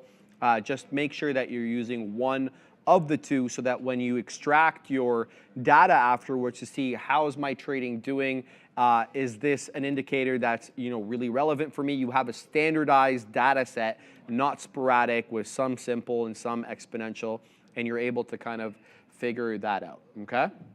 So the calculation of the SMA, oops, let me just bring that. Calculation of SMA is quite simple. All you're really doing is you are taking the arithmetic mean of a given set of values over a specified period. So if we're talking about 14 days, right, what we're going to do is we're going to take the closing print on all 14 of those days, we're going to add them up, and then we're going to divide them by 14. And that will be the arithmetic mean, and that will be what the line is charted at right there, okay? So that is the simple moving average. And again, you know, there are different types of moving averages. I use the 7. Come to the chart. The green one is the 7. These are all exponential. The yellow one is the 20. The red is the 50. And the blue is the 200. And those are the 4 that I use. They are by no means the only 4 that you can use. It's what I learned to use when I first started. But there are others. There are the 10, the 9 instead of the 7, the 21 instead of the 20. And I think the 50 and the 200 are quite standardized, but there are some people that like the 100 as well, okay? So that you should be aware of. Now, the type of, or the duration of the moving average should influence what time frame you're trading on. So if we are doing an intraday trade or a shorter term trade, rely more heavily on a shorter term moving average. Whereas if you're taking a more longer dated trade, you should be relying more on a longer dated moving average. Now, that's not exactly how I trade it. The way that I trade is I like the 7 and the 20 for a particular type of stock, and those are the small cap gappers. You won't see me using the 7 or the 20, exponential or simple, on a Mag 7 name or a mega cap stock. I don't use them on there. I like VWAP, I like the 200, and I actually like price levels, like closing prices. Those are what I use for the bigger names. However, when you're trading a small cap gapper, case in point, like today, that BDRX or whatever, and the other one that was moving earlier. Perf. Yeah, perf, perfect. Why I like the 7 is for a specific instance. When you have that initial move up on the small cap gapper, and then you have that pullback down, I'm looking for that initial pullback to come and to hold around near that 7. And then that is where I'd initiate a long. I wouldn't be chasing it through highs. I'd wait for a pullback. And the pullback ideally would come nearer that 7 moving average. So that particular indicator is used by me for a particular type of instrument. Whereas the other ones, and we're going to get to VWAP later, not today, but on a different day, is used, you know, more ubiquitously for other, you know, I can use that for small caps, I can use it for large caps. The 7 EMA, the 20 EMA are used by me for small cap gappers. So that, I just want to make that point very quickly there. How are we doing here on the future? Yeah, we're holding up. We're holding up just a smidge above 16,050 here. I've got another beak wetter at the 75 point area, so we're going to have to break through this top here, but we'll see how we do on the future. Not canceling out this trade quite yet. Tesla is Teslaing. That was a really bad pun. 236.50. So yeah, I'm trying to hold on for dear life to see if we get 237. If we don't, I'll take like 236.50. I am in no position to complain. Mark my words. But yeah, I mean, if we could get 237, I would be pleased as punch, happy as a clam, insert idiom here. I also do have a question, actually, just because it's like related to the, the SMAs and the EMAs. So with regards to the golden cross and the death cross, I know it's the golden cross is when you have a shorter term moving average crossing above a longer term moving average. Does it matter which time frames? Like, is it more significant? The 50 and the 200. Oh, it's specifically that the 50 one and is the 200. specifically Okay. the 50 and the 200. That's good to know. I wasn't sure if it was golden, just, yeah. Okay, that's good to know. Thank you. So Adara brought a very good point, and I made this point earlier when we talked about initially at the top of the show about moving averages. Now, what you need to understand is a lot of mechanical trading systems. Mechanical means no input from the user, or constant input, just one set of parameters that's put in initially. Use moving averages to trade, and what they'll do is they'll take a specific moving average set, let's say the 7 and the 20, and they'll get long a stock when the 7 crosses the 20 from the south to the north side. That will be their buy. Conversely, their sell will be when the 7 crosses down from north to south through the 20. What you need to understand is this type of system works well in a trending market environment, when the market is very clearly trending.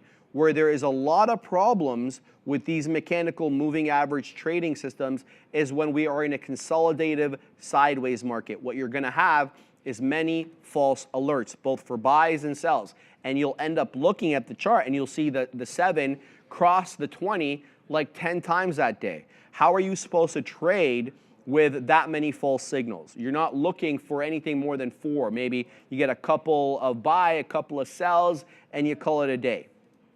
So you need to understand what market you are in order to understand whether this type of trading system makes sense for you. Because I'm sure what you guys are going to do, you're going to look a little bit more into moving averages and how you can utilize them. Well, that's one way, especially institutional investors, especially institutional trading is done. They use these mechanical trading systems. They don't tell you exactly how they get in and how they get out, but the crux of it is they're using crossing of the moving averages as buy and sell signals. But if you use these in consolidative markets, you will not like the result, okay? And then jung money. Horse collar rule is when a tackle is made from behind, from my understanding. Reddick came at Josh from the front. So that's incorrect. The horse collar can be from the back, the front, and the side. Oh. It can be from all of them. And in addition to that, he got him from the front and the back, and that's what kind of the video showed. That's what made it so funny. But yeah. He was not letting go. He was like, I will grab your collar one way or another. Yeah. So that's an interesting look there. I just wanted to address that because I don't want people thinking the horse collar is just from the back. No, it's from all sides. D-Loaf. What's up, man? What about using a moving average on the daily chart for an intraday trade that lines up with support and resistance? I love that idea. Ooh, I Also, like that. I made it to phase 3, Day Trade the World Campus program. Any tips for ya? Boy, I don't have any tips, man. I don't know. I don't know enough about what you're doing in there to kind of give you any tips. But if you give me more information, I'll love to help you.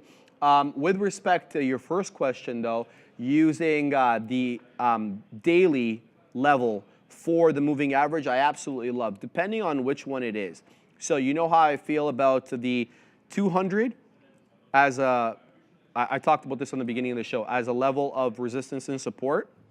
What you'll see oftentimes is that these stocks will come in on the daily chart. They'll be coming into their 200 period moving average and then find a level of support. I think Li Auto did that. I love using Li Auto as an example here, but I'm pretty sure. It's a good example for a lot of things. Yeah, hold on. Let me bring it in over here. And there you go. Yeah, this was a general area here. You know, I have this uptrend line, obviously, for Li Auto, and it's very much respected, this uptrend line. But look at this area here. Like, I mean, I know it, bro. This is the exponential moving average, so it's probably a little bit higher than the simple. Something tells me the simple's probably in and around that area. In any event, it found its support near that simple moving average, okay? Now, we talked about this last week. When you're looking for a break of a level, whether a moving average, a VWAP, support or resistance, what have you, there's a rule that you can employ for the breach of that level. It's called the 3-candle rule or the 3% rule. What you're waiting for is either 3 candles to close below the 200 moving average or close above it, whatever the situation is, or a 3% rule, meaning you're going to want a closing print 3% south of this level over here. And that's kind of your, helps you confirm that the level is being breached, and it's one of the confirmation techniques that you can use. So in this particular case, we had a 3 candle rule, but we didn't have a 3% rule. So I see what you're saying with that, using it on the daily. I like that. I like it a lot, because if you can get that support on the daily, I think it means more than when you get an intraday support.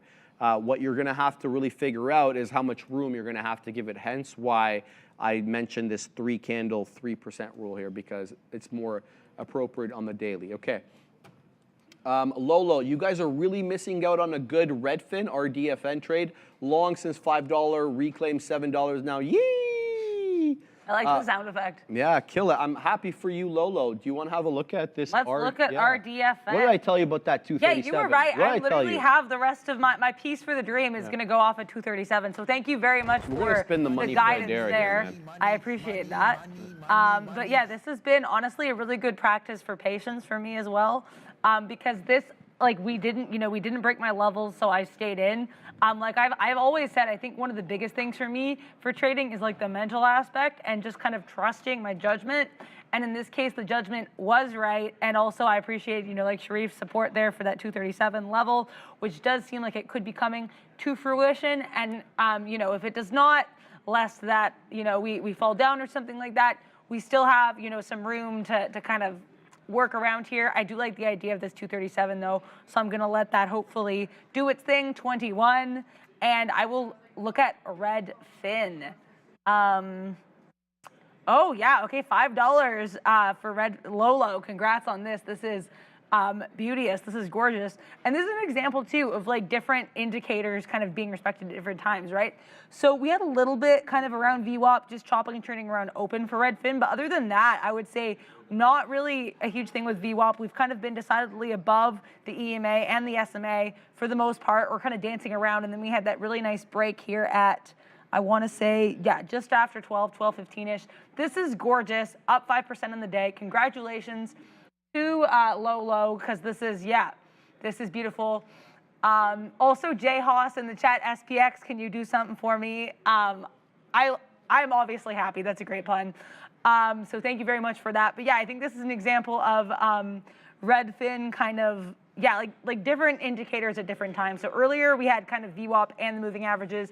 We've now, since we were kind of dancing around those moving averages, and then as we had our decisive breakout, around 12:15, we said bye-bye. We soared above the moving averages.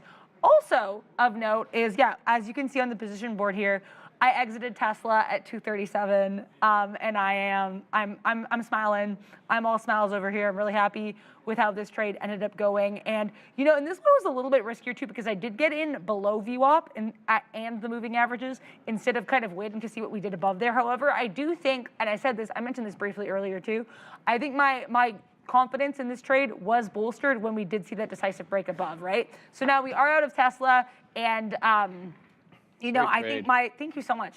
And I appreciate you with the 237 level, because that was really solid. But yeah, so anyways, I did look at Redfin as well, and yeah, just kind of talking about how the different levels, different indicators, and different stocks and different times of respect. But yeah, just if you do see confluence, shout out to Obi, kind of like what Sharif was saying earlier, if you see confluence, if you see patterns, obviously use them to work for you and to define levels and support, but do not rely on them if they aren't there. So use them if you see them, ignore them if you don't. Absolutely. Bang on. I couldn't agree more.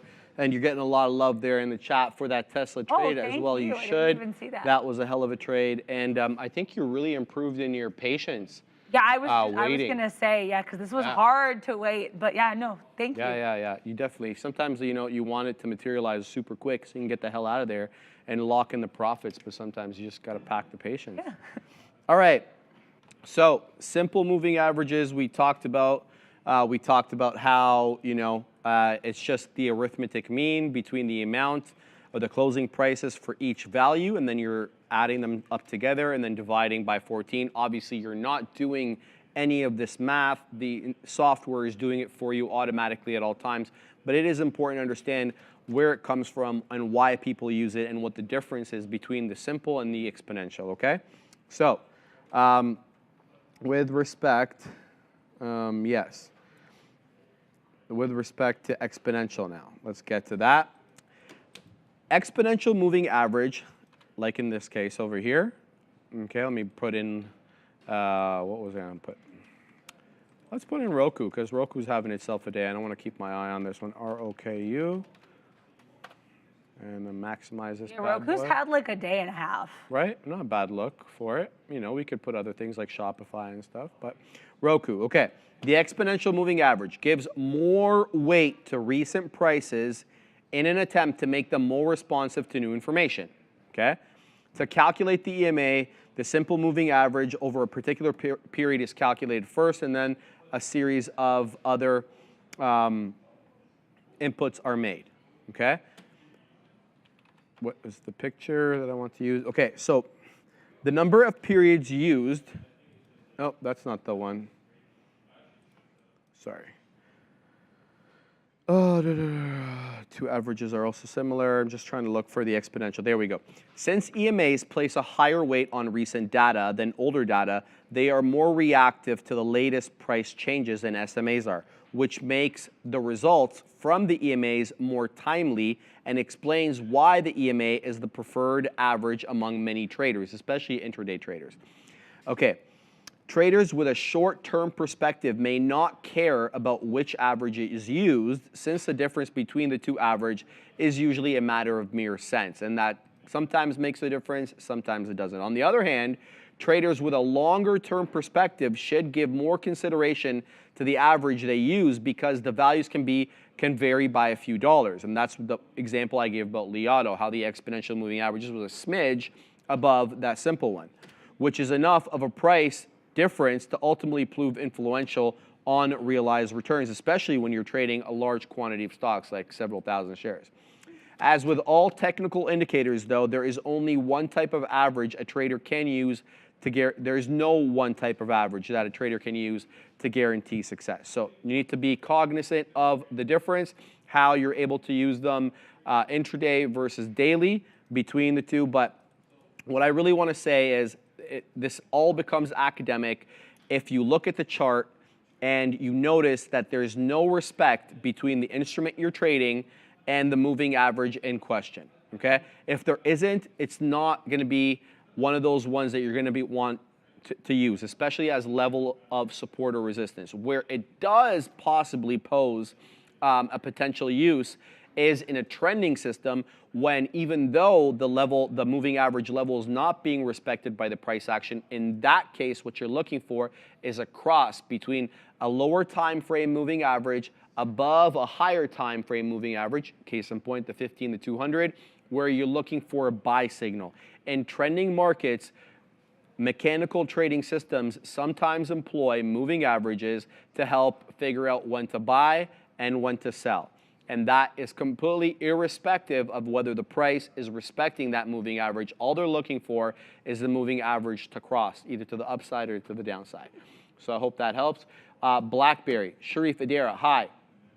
Can't join you with the full attention today, feeling a bit weak. Congratulations, I'm assuming, for your Tesla trade, Adira. Did someone mention a cup and handle maybe slightly formed on the F3C? I'm not sure what that is. I'm not sure. Just tag me, let me know what the F3C is, but I'm not 100% sure what that is. But yeah, there you go. You got some love from the chat there, Dara. Thank you very much. Yeah, Tesla is bestla today. Someone in the chat too also said Tesla is beastla, which I love too. I mean, you know, having fun with puns over here. There's also a question from Noah. Can you and Sharif talk about stacking moving indicators on multiple time frames? For example, when the 30-minute isn't a buy signal, you can trust the 5 and 1 minute buy signals more. I mean, I think like my interpretation of this question, I think, like, you know, we did mention a little bit earlier, like different time frames having different effects, right? Yep. But also I think, yeah, like depending on what you're using. I mean, like, for example, the indicator still has to be in effect, right? But yeah, I think like an example of kind of stacking indicators, albeit not in different time frames, was with this Tesla trade when I saw that we broke above, you know, basically simultaneously, VWAP, the EMA, and the SMA, then I was kind of like, okay, you know, there is some strength here, right? So like I was saying, I think you can use you know, the combination, the convergence, the confluence of indicators to kind of bolster the strength of, you know, a position or a trade or, you know, a price point. But also, yeah, I think like different, and this is, I only looked at this in the 5-minute, but it'd be interesting, like if we look at the 15 on Tesla, it does look a little bit different because that EMA is a little bit higher. Right, so I think, yeah, like I think it, and sometimes too, it's not even looking at the same indicator on different time frames. It's like, I think as you said, like buy signals. I'm sorry, I don't know if I'm answering this question very well, but yeah, I think like, I guess like if you want to combine like, you know, looks at patterns and indicators to get a better sense of the strength of the stock. So for example, here with Tesla, we also had, and you know, Sharif and I were mentioning this when I first got into this trade, the lower highs. We had that, or sorry, the higher lows in addition to the crosses of these indicators, right? So we had like a couple different factors going on to kind of bolster the buy signals. Now that, in terms of different time frames, I think it kind of really depends on, you know, on the stock and what it's kind of responding to. But yeah, I think like you can certainly, and we said this last week too, like charting on different time frames and using different time frames, even if you don't see necessarily an indicator working there or a certain chart pattern, you might see something else on that time frame that can kind of bolster you, right? So I think the other important thing too is to not be married, and I keep saying this all day, but not being married to one specific indicator. Certain indicators will react at different times or at different time frames. So just kind of like, you know, looking for buy signals, whatever they may be on different time frames, but you know, kind of keeping it loose, not being 100%. too committed. That is my very verbose answer. I apologize for that. No, Yeah. and you never really know which moving average of the stock is going to respect. The whole point is to have your set of moving averages over there that you use consistently. You don't want to change these up unless you do it once and for good. If you're going to switch from the 7 EMA to a 9 or 10, then you do that on a permanent basis so that the data you collect afterwards can be standardized. And when you're reviewing your trades, you can see, well, you know, I didn't do so well on using on any dip trades using the 10 EMA. So, you know, if you have conflicting data with some 7 and some 10, it just makes a whole bunch of problems. But let's have a look at the chart over here because what Adara was saying makes absolute sense. Now, in this particular case, you can really tell that no moving average, for the exception of the 7, was really respected here. That 7 is tight with Roku. Oh my right? gosh. All the dips into 7 were held. So if you got a dip on the 7 on the move up, you did well. But look, it's not always going to be that case. The 7 all of a sudden meant absolute bupkis to Roku during this period over here. And that's kind of the tough part about intraday trading off these moving averages. You got to figure out when they're being respected and when they're not. You had a decided break of it over here, and then again, now holding it tight. Again, look at all these closing prints north of the 7. All of them are north of the 7, but you have wicks below it. So a lot easier said than done to use the moving averages on an intraday basis. It's not something that I typically do, especially with the shorter moving averages, unless I'm using them on small cap gappers. And there's a very specific use that I'm using them for. It's typically the first pullback after a big breakout that I'm looking for support to find at the 7. And then that's typically where I get in and around the 7. It can be a little bit above, a little bit below. I don't use the 7 on some of these other bigger names, nor do I use the 20. The ones that I employ are going to be the 50 and the 200. And I got to tell you, on the intraday time frame, I'm still quite suspicious using the 50 and the 200 on an intraday time frame. I typically like to see, like the question that we had in the chat, is the particular instrument on or near the moving average on the daily chart? And then if it is, then I'll be able to kind of bamboozle an intraday trade based on the daily level. And that should be something you're doing anyway, right? When you're getting into stock, you should be looking, zoom out first, right? When in doubt, zoom out. You zoom out, you chart the water time frame, and then you narrow it in, you know, eventually going to your smallest time frame, whether that's a 3 or 5 or a 1, whatever it is. You zoom out first, you start with the charting on the daily or the weekly or whatever you're doing, and then you go to the hourly, however your process ends up being. So you should be able to know immediately where the 50, where the 200 is on the daily time frame. And if it's relevant or not, you should be made aware of that quite quickly. All right, we have mentioned both twice now the exponential and the moving. So what time is it? We have about 20 minutes before we have to repeat that again at 1 o'clock. So from now until 1, we'll take questions about any stocks that you guys want to trade. Adara was in a beautiful Tesla long. Thank you. If you have other questions as well, whether about Tesla or whether about anything else, put it in the chat. We'd be more than willing to answer. Somebody asked me about my nat gas trade. I'm out. Yeah, so I lost. I know that was like a whole point with you and Sean last week where that was a whole discussion. Yeah, I'm going to put my foot down, right? I mean, I'm trading this. I'm obviously not buying it as a long-term investor. If it does something that I like, I could get back in. I lost a few $100 on it, and that's just the way trading is. So we'll have to take the L on UNG. That's fine. I'm still up on all my other trades saving except for Caterpillar, which I'm almost break even on, but not quite yet. But yeah, too bad for me on Nat Gas. Quickly, what else? Other people talking about? Magic Mike. Sharif, did you close out your futures positions? No, I didn't. The position board is just being the position board. Let me take a trade. It's in a mood. It's Monday, bro. you know? It's like, Sharif, I can't be up all the time. There we go. I took a quick long and out on SGD, and then you should see it again. About 10 points in the money or so. We're still waiting for that real big breakout here on the future. We're not getting it. We have a 16.068 high a day, but we're not really pumping above that right now. I'm looking for a higher high. My next beak wetter on the future is just a smidge below that 75-point area, so we'll have to wait and see how that does. Talk about Microsoft, Joseph Porter. Yeah, we did. We talked about how Softy was essentially near all-time highs. Microsoft in 380 seems to be a struggle and a half, though. I'm going to keep an eye if we fail 380 because maybe I would short. No, you're not wrong. I'd have to see a decisive failure of 380, mind you, because I'm not just jumping into shorts with my eyes closed anymore. Because I think I did that a little bit when I first started shorting. But yeah, we're going to kind of wait and see what happens at 380. I am not making any decisions yet. I'm keeping my hands off. But yeah, I mean, I do like this just continued failure of 380, I have to say. Good stuff. Patrice, LNG going to come up, though. Winter in the Euro's coming. Winter is coming. Yeah, I know. Winter's coming. Sounds like Game of Thrones. It's snowing outside today, so we're acutely aware of winter is coming. Hey, look, man, the fact that I'm out now doesn't preclude me from getting back in. I could absolutely get back in, but I have to be persuaded to. Look, the trade on UNG was the hold of 6. It didn't hold 6. It broke 6, and so that's the end of my trade. It's really as simple as that.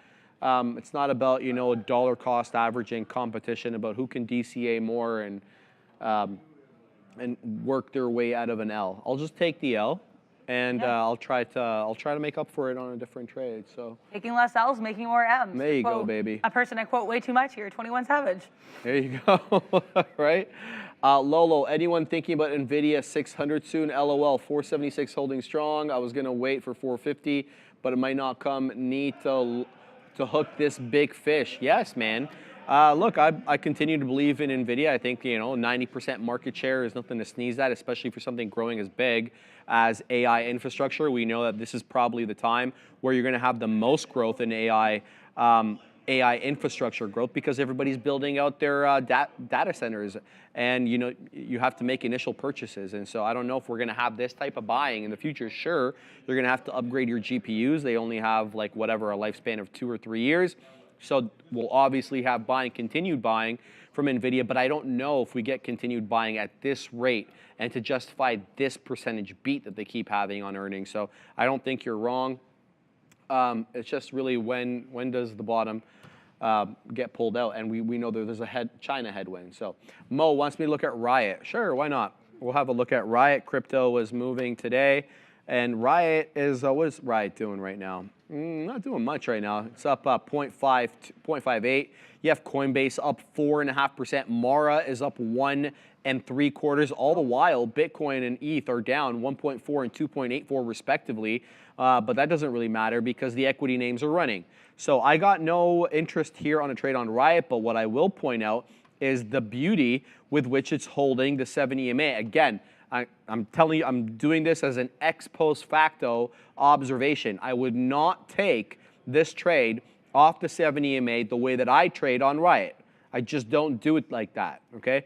Now, you make observations for how you could possibly use it, and that's what I'm doing right here, but it's so easy to look back and say, oh, I should have done this, I should have done that.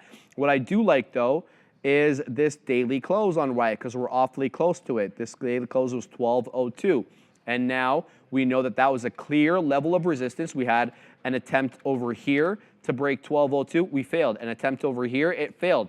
And now we got that big push up through it, and look where we're coming right back down into that level again. So the closing print, always important for me. Let's see if we get some support at 12 or that general area of 12.02.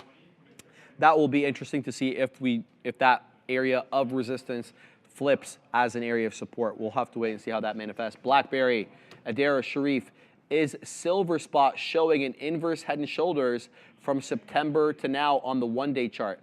You want to have a look at silver spot. I don't even know what the ticker for that is. Anybody know the ticker for silver spot? SLV, PSLV. Say that again. SLV, PSLV, silver. Oh no, silver. Oh, the silver spot. Oh, okay. Yeah. spot ETF. I don't know what the silver spot ETF. SLV people. SLV. Okay, I'll look in that in a second. For now, I have this one up already, so I'm going to address this one first. On the AMEX, yeah. Home Depot, HG for Desi in the chat. Long 304.80. I mean, that's a nice long, I have to say. I have the daily up because we haven't even touched 304.80 today, so I'm assuming this is a longer term trade. And I would say we are in a little bit of a flat channel on Home Depot on the daily. That would be my take. So I think if you got in 304.80, which is I would say a solid look, you have probably with where the range is about until like 330, right? I don't think it's a bad look at all, but I would say be conscious of the flatness of this channel. That would be my take on Home Depot right now. On the daily though, we're up a little bit on the day. Not a bad look at all on the daily. Intraday or the daily chart. I have to say Home Depot looks like it is setting up building blocks over here, although very much a flat channel with that daily chart. And then we had SLV. That was it. Silver shares Amex. Okay, let's look at the daily. On this one from September with the inverse head and shoulders. Okay, I have the 1 month, that's why. Okay. Okay, yeah, I'm seeing a little bit of an inverse head and shoulders, I think. Shoulder, head, shoulder. Yeah, Okay. a little bit, yeah. Yeah, a little It's bit, just, yeah. Slightly shruggy shoulder. I Well, find hold one on. of the hardest Hold ones on. to see in the wild. Remember when we talked about the inverse head and shoulders yesterday? We talked about what? Oh, not yesterday. Sorry, Friday. Was it Friday? What the hell day were we? It was Wednesday? No, we were here Friday. We were here Friday, half but a we day. were. Oh yeah, we were looking for head and shoulders on Friday still, but I don't know. Yeah, right. We talked about it on Wednesday. You're Yes. right. What do you need? What needs to precede an inverse head and shoulders? Okay, the question for you is, what type of chart pattern is a head and shoulders or an inverse head and shoulders? Remember, we talked about two different types of chart patterns. Oh, it's a reversal. There you go. Yeah. Bang, bang. Okay. So I like my I just like. I like fly. it. Look at them. They're moving. They're I moving you enjoy it. around, eh? It's cool. So, by virtue of the fact that it's a reversal pattern, if you see an inverse head and shoulders, what needs to precede the pattern for the pattern to reverse? A downtrend because we're gonna go to the upside, right? Bang. Okay. Yeah. Now, so are you gonna see that every single time? No. No, you're not. No. You're not. That's sad because technical analysis is a art, Not a science. not a science. Okay. So, but the first thing that I would look for, does the inverse head and shoulders that I think that I see, is it preceded by a big downtrend so that the trend can actually reverse? I don't know about that. No, I How do you can't. feel about that? I mean, okay, if you look at it from, I mean, I think in general, this one seems to be kind of rocky. But I mean, if we go from like August, when is this? August 2023, we did have, this like Bit kind of of an uptrend uptrend, over here. higher Yeah. lows. Okay. So actually we did have a bit of an uptrend instead of the Uptrend. preceding downtrend. So this could be, I think I think it's doing something. I think it would be one of Right. those ones I'd like to kind of spend more time with. But you're right. It's interesting to think about. I'm not really sure we're necessarily in a downtrend with this name. If anything, we were in a bit of a period of stagnation Agree. after that Agree. that little uptrend there, right? So I think, but I do agree. BlackBerry. It looks Head and Shoulders-esque. But like, not it's wrong. interesting to think about it within the context, which I did not do initially. So I appreciate that. Looking at trends in regards to what are they doing everywhere else here. What? Is this guy for real? There's a guy in the chat, Neil just pointed this out to me. God, Emperor, Almighty Forefather. And then Trump. Come on, bro. Your name is hilarious. I have no comment about your name other than it's delusionally confident, but hey, who cares? As long as you're doing you and you're happy, I do love the name. I'm kidding, by the way, about saying delusionally confident. Guys, Microsoft, all-time high. Whether on an intraday basis or on a closing basis, $380.36. What a move up for Softy after that big debacle last week that we had with Sam the Man Altman there, and whether he was going to depart OpenAI. Microsoft intervened as they should have. You know, if you this story goes back to not last Friday, but the Friday prior to that, and when we came back on Monday, so many things had happened, not this past weekend, the weekend prior to that, and Microsoft continues to run up, continues to do well. Clearly, you know, they are the biggest investor in OpenAI, and they had a very vested interest in obviously what happened there. In case you're wondering what the hell is going on, there was a bit of a fight between the board of directors, the previous board of directors, they've been replaced now, of OpenAI and Sam Altman. They were looking more for a more altruistic approach to the development of AI, whereas he was looking more of a business-centric focus approach. How do we make money? That was the tension between the two. You know, they said it was not being forthcoming with the board, according to them, but that really wasn't the case. The case was that they wanted to take. Go ahead. Well, sorry. I got so into this last week. So there's also an issue where one of the board members wrote a paper where she kind of dissed OpenAI and praised Anthropic instead. Really? And Sam was like, "Don't do this, please. It makes us look bad." Fire her. And then, well, yeah, she did. She did get fired. Oh, yeah. But so everyone thought that Ilya kind of started the coup, but actually it looks like it was potential. I mean, there's no confirmation on this. This is just, and I read some of the paper. It was a long paper. But yeah, she does more or less say like, OpenAI is not doing this as well as it could be, and Anthropic is doing it better. And Sam was like, can we please not do this? Yeah. But yeah, so not to throw shade at her, but it's interesting. And then she tweeted after this whole debacle, after she got fired, she tweeted, "Now we can all get some sleep." Sleep emoji. So, And nobody got sleep. It was like the opposite. yeah, I mean, I think it was a bit of a, she made some choices, I'll put it that way. But yeah, I mean, it's a really fascinating scenario. I have been way too invested in this. I mean, I could get some sleep after the drama ended, I'll have to say. But yeah, so not the point, just interesting stuff to talk about. Microsoft did blow the top off of that 380, so It's my short rocketing up. is not happening. Although I will say Microsoft, to reflect on our past lessons, is in a bit of an upward channel. Swoop, swoop. Good to talk about. Also, D is in the chat. The soap opera drama series continues. Thanks for the juicy info on the ordeal. LOL, Adara. I mean, it was entertaining. Like everyone, I'm not going to belabor it, but look it up if you're interested, because I feel like new information is probably going to come out. But that was my read, what I had seen at the time. Yeah. But there we go. Yeah. Yeah, absolutely. Thanks for that, Adara. And we'll have to see how they end up doing. But anyway.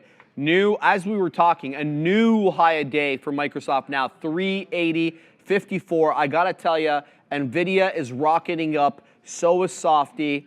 The other names, they're okay. Tesla had its moment in the sun. It's like 60 pennies off the high. So I don't want to discount Tesla from the rocket ship that is the market at the moment. But I'm kidding. Obviously, we're tongue in cheek. We're only up 0.26 on the NQ. But yeah, Microsoft, you really need to keep an eye on this, because when you get to all-time highs, it presents opportunities, like Adara was alluding to there, for mean reversion trades. When she says she was looking for that 380 rejection, it's not just about having an order there at 380. It has to make sense based on the current price action. And what I see is a continually forming higher lows. So I don't know That's why I did not do it. Yeah, I don't know if I'd want to step right into that at the moment, but softy, higher. Look at NVIDIA pumping up at high days. 484 incoming. NVIDIA strong AF, 1.2% to the high side right now. It is the #1 leader.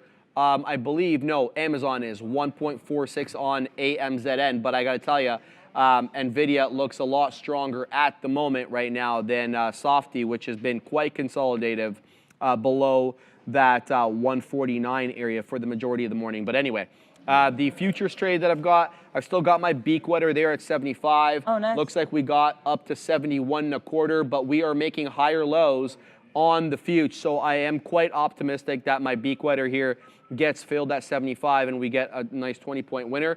But we'll have to wait until that manifests. Otherwise, it just means absolutely nothing. What's up, Benjamin Israel? Hello, everyone. Hello, Benjamin. Good to have you. You've joined the Learn How to Trade show, formerly known as the Midday Show, my friend. Midday. RIP Midday. We go on from 11 o'clock till around 2, and we're talking today about moving averages, specifically exponential and simple, and how to use them, what the difference is, and all the different contexts in which they can arise. We'll be recycling the lesson in about 4 minutes when it hits 1 o'clock. Between now and then, put some questions in the chat. Tag your girl, tag your boy over here, and get some questions. I'm sure if you have questions, others have them too. Adara has had a bunch of great questions today with respect to moving averages, and we'd love to answer some more. So put them there in the chat. And shout out to Bears versus Bulls, always. Moderator extraordinaire there, baby. Like, such great moderation. We'll really appreciate it. And some funny comments, too. You know what I mean? Getting involved, which is also always great. The other thing, too, is, like, with regards to questions, yes, I think a lot of times when I see everybody's questions, too, it kind of reminds me of questions I have. So we really do appreciate the questions, like, in all sincerity, in all seriousness, with regards to moving averages. So if you have any, do not be shy. Because I definitely will, and I feel like your guys' questions kind of, inspire my questions. I hope we are all kind of, Ozan, what is the meaning of life? a little bit beyond this, beyond the moving averages. And if I had it, I don't have an answer for that, but. The meaning of life is 42? What is that from? Neil says 42. I'm not answering that. He's not answering. Okay. Someone's going to get it, and they're going to put it in the chat. He already put it in the chat. Neil put it in the chat. So anybody who knows what Neil's talking about, inform me, because I feel like it sounds familiar, but I don't know. Oh, hey, Tiger's Guide to the Galaxy. Okay. Shout out Noah. Noah gets the dub today. Shout out to you. Look, Patrick Langlois wants me to, look, Sharif, it's been a while since we didn't poke the bear on the Bills. I mean, the fans want to do it. I mean, the viewers want to do it. I got to do it, Neil. Like, you can't say no to the viewers. Yes, I can. He says, yes, I can. Neil's like, how dare you tell me what I can and can't do? Look, my biggest criticism of the Bills is as follows. They ran it too much on first down. He can't wait till the Cowboys lose. Look, I got beef with the Cowboys, too. I think that they call some boneheaded plays sometimes, absolutely. No, and I'll be the first to admit that, the first. But I got to call a spade when I see a spade. And I didn't understand why they kept trying to run the ball on first down with that giant of a man, the nose tackle for Philly. He was tackling everybody and their mother's third cousin, right? Like, he was huge. He was absolutely impenetrable. So I don't understand why they kept trying to run it on first down. At least give him a different look. Throw it on first down. Throw a screen, whatever. I got my beak. Oh, Neil's on. Hey, Neil. Hi, Neil. All right, guys. All right, well, we're going to leave Neil alone now, man. All right? Patrick, that's it. We're not doing it anymore. Neil's pouting. Neil's going to get upset, and I don't want to do that because I love Neil. All right, guys. I got my beak wetter there at 16.075. We made a new high of day on the future, 16.075 and a half.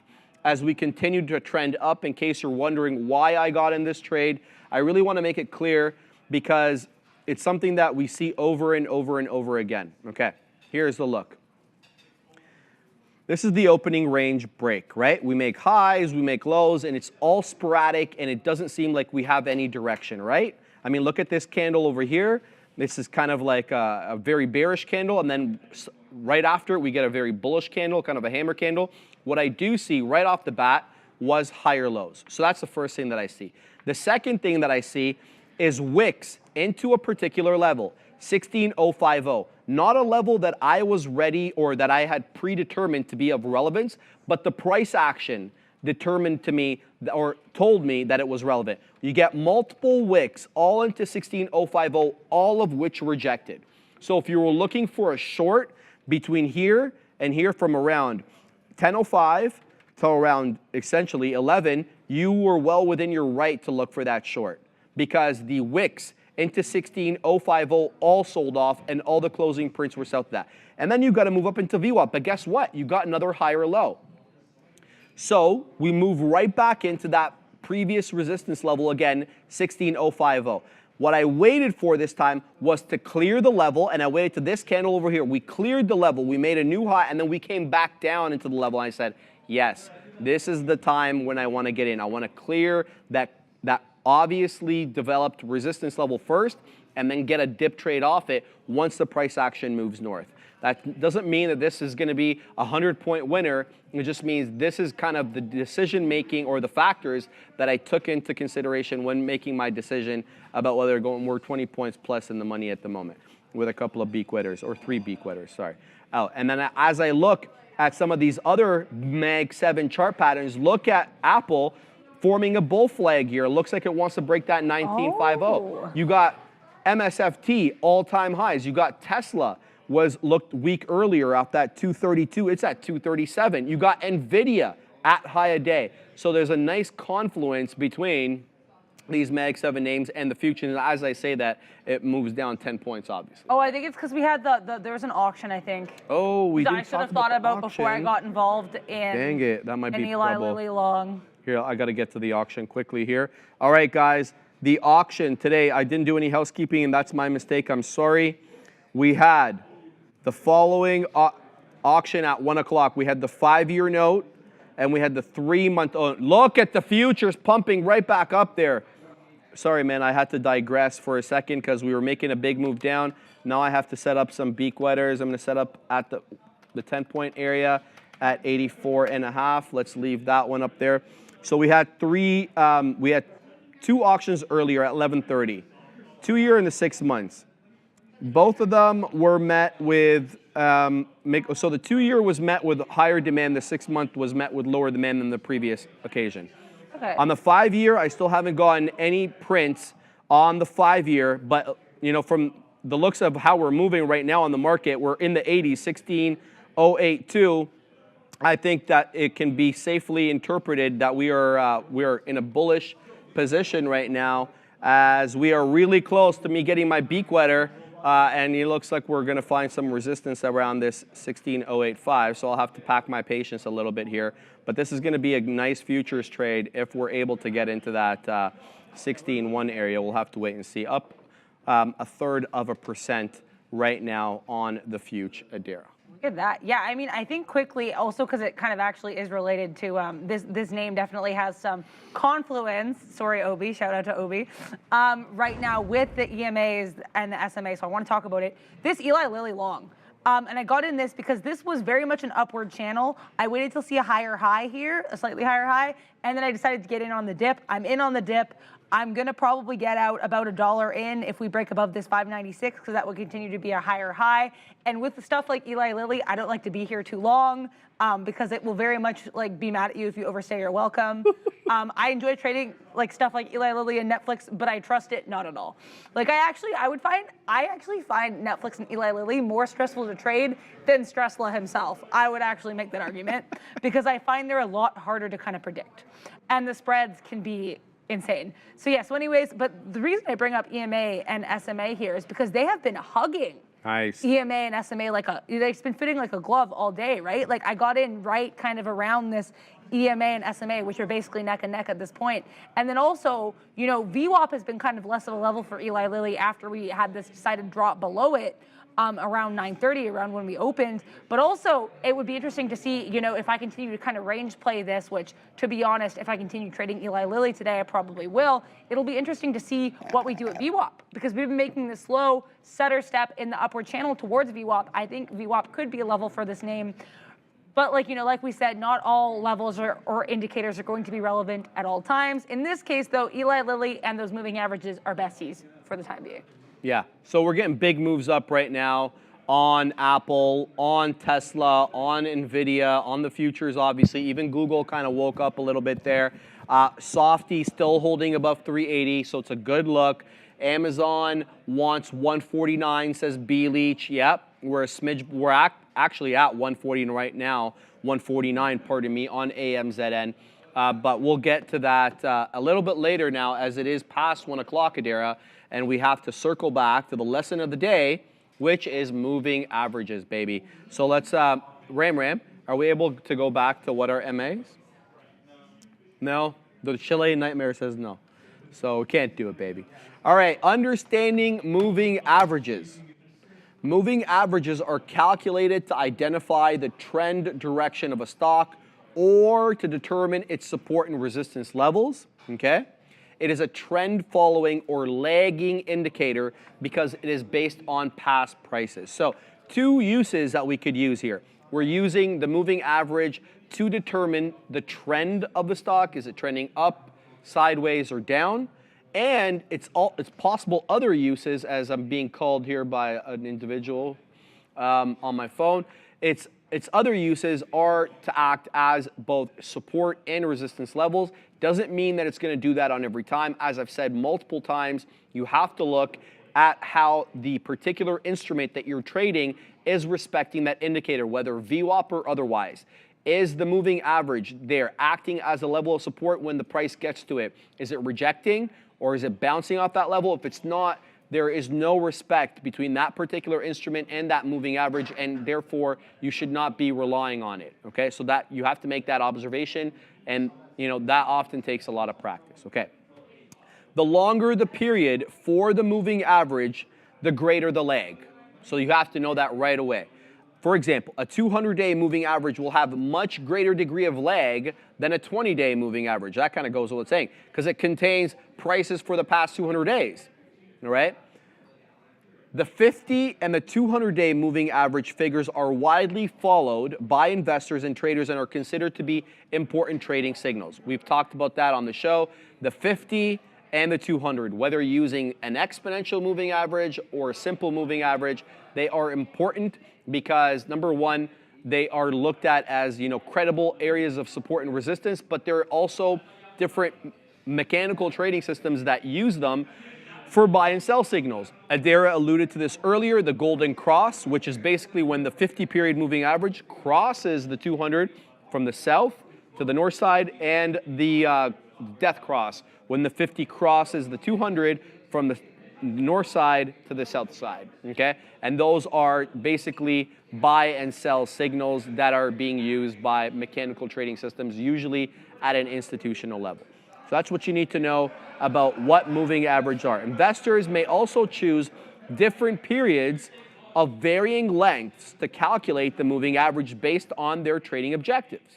Shorter moving averages are typically used for short-term trading, while longer-term moving averages are more suited for longer-term investors. And I gave the example of what I do with the 7-period EMA and how I use it for small-cap gappers for that first initial pullback as a level of support and to weasel my way into that trade there. I don't use the 7-period moving average for the Mag 7 or any other larger name, okay? While it's impossible to predict the future movement of a specific stock, using technical analysis and research can help make better predictions, and that's why we're using moving averages.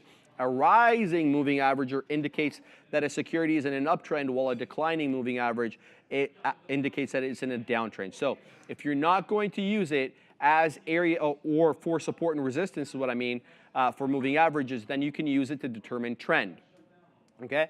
And like I said earlier, mechanical systems use the crossings of one moving average above another or below another as a buy or sell signal. However, These are to be only used in trending markets. When you are in a consolidative market, using a mechanical trading system that uses moving average can absolutely get you cut up. Because what will happen is you'll have so many false signals, you end up buying and selling, buying and selling. Not only are you going to churn through fees, but you're probably going to take small L's to no end. So first, before using moving averages as the crossing of moving averages as a trade signal for buying or selling, you need to determine what market are you trading in. Are we in a trending market or are we in a consolidative market? If we're in a consolidative market, stay away from moving averages as buy or sell signals. That's my advice to Dara. I like that. Stay away from the MA. But yeah, if I can make something into a pun or a rhyme, I will. It's a problem. But yeah, no, I think it's definitely, I think it's something interesting, and it's something I'm still kind of like working with, incorporating the MAs into my trading strategy. I think also I will still probably need to play around with my time frames and stuff like that. Honestly, for today, kind of getting them set up, I just kind of had the first kind of default ones here.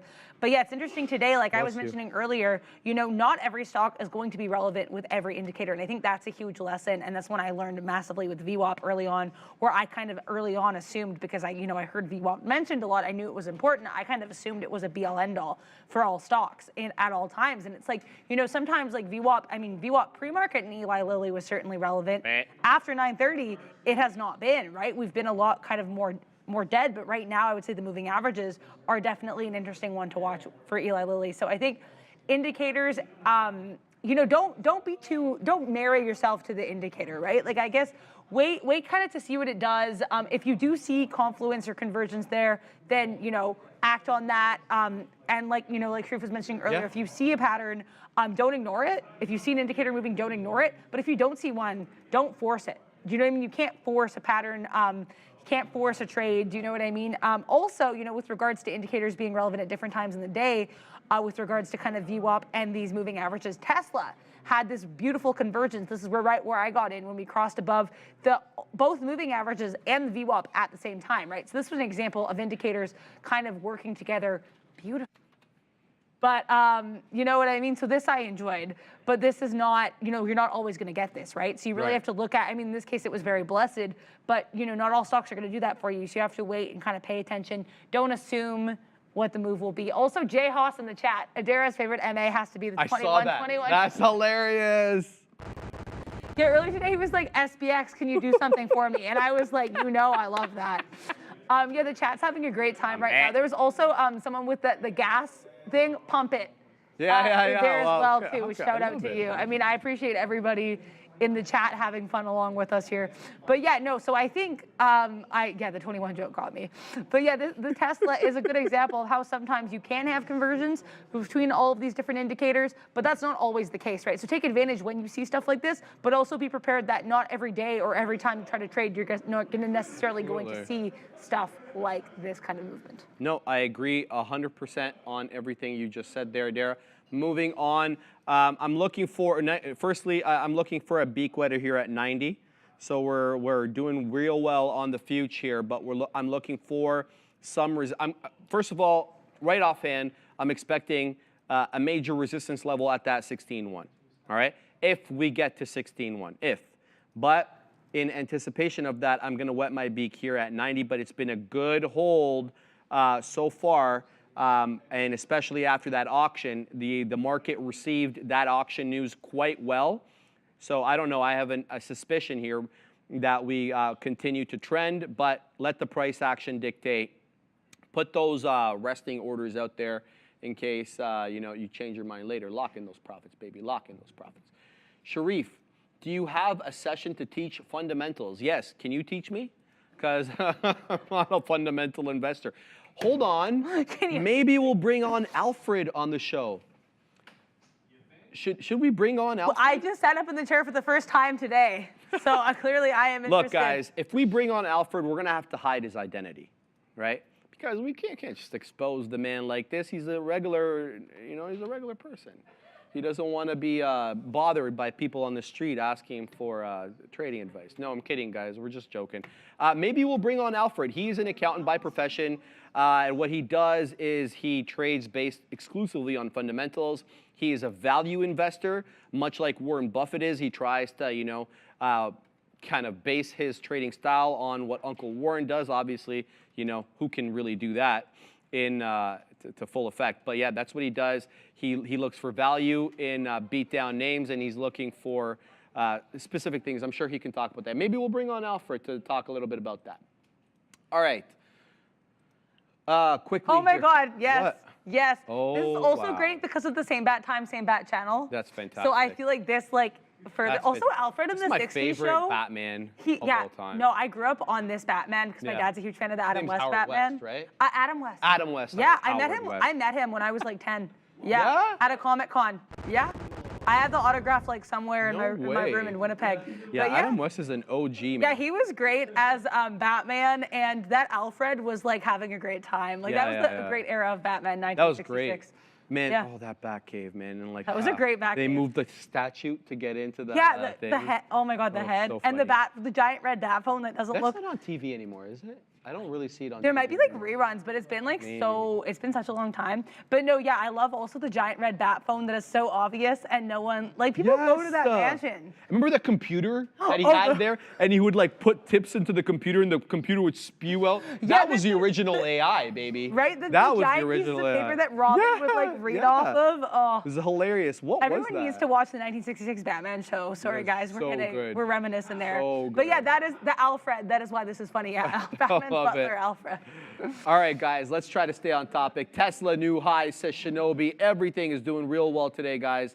We have a 16,089 and a quarter HOD, and that was just a smidge below my 16,090 profit taker. So we don't get filled quite yet, but we're going to see what we get there. All right, moving on. Simple moving averages. Let's go to the next topic now. All right, simple moving average is simple. It is calculated by taking the arithmetic mean of a given set of values over a specified period. So in this particular case, I use closing prints. So if you're going to look at the SMA on a daily chart, you're not doing this calculation yourself, let's be honest. The software is doing everything for you, but you really need to understand how it works so you can understand why you're using it, okay? You're looking at the closing prints, all right? Whether on an intraday chart, you're looking for the closing prints on the candles, or on a daily chart. It doesn't matter. It's always the closing print here that is being calculated. You're going to add all those up together, and then you're going to divide them by whatever the moving average is. If it's a 14-day moving average, if it's a 7, it's a 50, whatever it is. So it is the arithmetic mean. However, the exponential, a little bit different. We'll get to that in a sec. The simple is used more, I would say less used. I don't want to say this because it may be inaccurate, but I personally feel it's less used by intraday traders because it doesn't give any preferential weight to the local or the more recent price action. On a 7-day moving average, day 1 price is equivalent in value and equivalent in weight to day 7 or day 6. It doesn't make a difference. So the more historical price action is weighted in the same as the more recent price action. When you're an intraday trader, that may not bode well for you. You're looking, you want more of a bias with respect to the more recent price action. The simple moving average doesn't do that, okay? So it is used more, I believe, by investors or more long-term traders that are using maybe on a swing for a 3-month, what have you. But an intraday trader, I feel, benefits more from exponential moving averages, okay? You want to go over the exponential moving average? Yeah, let's look at the exponential moving average, or the EMA, if you will. Yeah, so this one basically gives more weight to the recent prices in an attempt to basically make them more responsive to new information. Now, that does not make it not a lagging indicator. It is still a lagging indicator, but it is more responsive to the more recent price action that we have. So yeah, to calculate the EMA, basically you calculate the simple moving average first. This is all a lot of math. And then a smoothing factor is kind of added. But yeah, as you can see her example, although it hurts me to say this, Eli Lilly just took a giant nosedive. I need to deal with that in a moment. But yeah, as you can see, the pink line here is my EMA, and you can see the EMA reacted way faster to this move down than my simple moving average, which is kind of not done much, right? So that's a live example in the flesh of how the EMA is a lot more responsive to recent price action than the SMA. But yeah, and so, I mean, still a lagging indicator though, so even though it is more immediately responsive, it is still relying on past information, i.e. past price action, so that would make it still lagging. It is not, you know, it's not an immediate indicator, but it is less lagging than, say, the SMA or the moving average. There's also... Case in point? Yeah. Case in point. Come over to my chart if you're able to, Ram. The blue over here is the 15-day SMA, okay? And the orange, or what you guys, I think you may see it as orange, you may see it as peach. This one essentially, that is the 15-day EMA. So look, when the price spiked up, when it gapped up, look what was quicker to react, the EMA. And when the price spiked down after this bearish candle over here, when we had a big boy down day from 21 all the way to 19, look what reacted quicker. It was the SMA. Right, the EMA, pardon me. The SMA was much slower to react. So if you're looking for, you know, an earlier tell, it's definitely the EMA. But like Adara said, still a lagging indicator. Everything indicator or like lines on the chart is lagging, okay? It is showing you historical price action. That doesn't mean it's not relevant to future price action, but it needs to be viewed as such. So. Very interesting there. As we get a big move down here on the future, 16.073 rejecting that 16.090 area. Let's see if we get a bounce back up at around this 75-point area or not. We're going to continue to trend down. Interesting look so far right now on the future. We don't get that. Fill. Look how aggressively we're moving down. Holy cow here. Big sell coming in on the future right now as we come back down to previous support level. We'll see how we do at the 50-point level because that was the initial support level for me, and that's how I, you know, weaseled my way into this trade over here. We'll see how the 50-point level does, but right now, big sell right now in the future. Guys, put your questions in the chat with respect to indicators, whether the EMA or SMA. We're going to be talking about more indicators tomorrow. We're going to be talking about the moving average, convergence, divergence, which uses two moving averages to basically plot. We're going to be talking about VWAP. We've talked about VWAP obviously on previous shows. We're going to talk about it again. Lots of other stuff to get to this week with respect to indicators. But right now, let's try to keep the questions with respect to moving average, baby. So get those questions for us in the chat, Adara. Yeah, we are excited to chat about the questions. Yeah, no, it's interesting to kind of see it live. Like, I think the biggest thing too was watching. And yes, I am still in Eli Lilly. I'm trying to get out right now as we're kind of chopping and churning around this just above 594 here. But yeah, like you can see that this pink line here, that is my EMA, and you can really tell this one is like reacting way faster to that move to the downside. Did we have a reason for this move to the downside? It's a very good question. I don't because it was scary. Yeah, but like Eli Lilly was beautiful. I mean, it's still down on the day, but it was like, you know, within its range, it was having a great time, and then it just kind of died, and I was sad. But yeah, so I mean, if anyone knows the details on that, that would be interesting. Also, yeah, interesting conversation here in the chat as well about RSI being leading or lagging, and in general, what indicators are leading and which ones aren't. And yeah, Bears versus Bulls here saying that it's generally price and volume are the only leading indicators, which I did not realize, or mostly the non-lagging indicators. No, they're lagging. Oh, they're still like, they've already happened, right? Volume's already happened. So everything lags. Price, yeah, you know, but RSI is a good question. Because the way that I don't want to go too much into RSI right now, but what you're looking for is an R divergence between RSI and price action.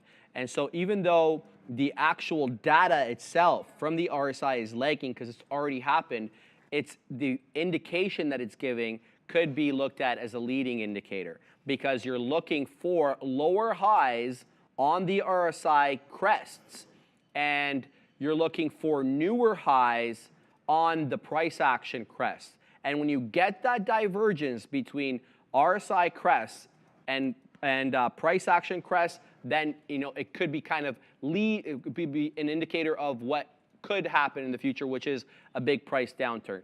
However, the data itself, the price data and the relative strength indicator data is all lagging. I think what where reasonable people can disagree is what it's indicating. So that's interesting. That's interesting as well. But we're going to get to RSI in a different day. Let's not jump the gun too quickly here. I'm going to send it over to you because I want to look for some interesting tidbits here that we can add for the exponential and simple moving averages. Yeah, pepper in some more stuff for the repeat of right? these lessons. Yeah, absolutely. Yeah, so right now I'm just trying to extricate myself from this Eli Lilly disaster, nightmare. Oh, we just got out. Okay, so yeah, I mean, I'd like to again kind of mention, so I got in this one in the first place because we did see higher highs. I waited for this higher high before I kind of got in on this dip here. We were holding up okay, and then the market kind of flew out from under us. And using risk management practices, it flew out from under us. I was like, goodbye, sayonara, Eli Lilly. If it, ends up being, in play later, I'm not going to say never, but right now I have to, for my own sanity and to protect the paper trade gains from the Tesla trade, we had to say bye-bye. So not a great trade, but we're here to reflect. And yeah, I do think it was a huge lesson for me just watching how quickly that EMA dipped in response to show as much as it is a lagging indicator, the EMA is reacting a lot faster than the SMA. So I think that was, a cool lesson to see in the wild, as I put it, as I say. But no, I think and that's what I think is too about being able to learn and kind of talk here, live with everyone is because I feel like you learn a lot on the go. Learning and reading a thing is one thing. When I was first starting trading, I was reading a lot of Investopedia articles. I was reading a lot, even on the Day Trade the World, manual for P08 to get a sense of how everything works. But I think, yeah, it's very different kind of being able to be in this position. And I feel very grateful to be in this position where you can kind of learn and trade at the same time. Do you know what I mean? So I think being able, and one example, even though this trade was a little sad, as I was saying, I think it was neat to be able to actually see how the EMA does react a little bit faster to price movement, right? So I think, trying to use every trade as a learning opportunity, and I think even as we're, more explicitly learning here with the how to trade, and by explicit I mean we're actually legitimately here to learn, hopefully. So I think, long story short, I think we're going to use this trade as a learning opportunity and actually looking at how the moving averages did impact this trade and how sad it kind of ended up being for me. Yeah, also in terms of other things that are being looked at currently, NVIDIA took a nice little swoop to the downside. NVIDIA actually also interacting with moving averages. Look at that.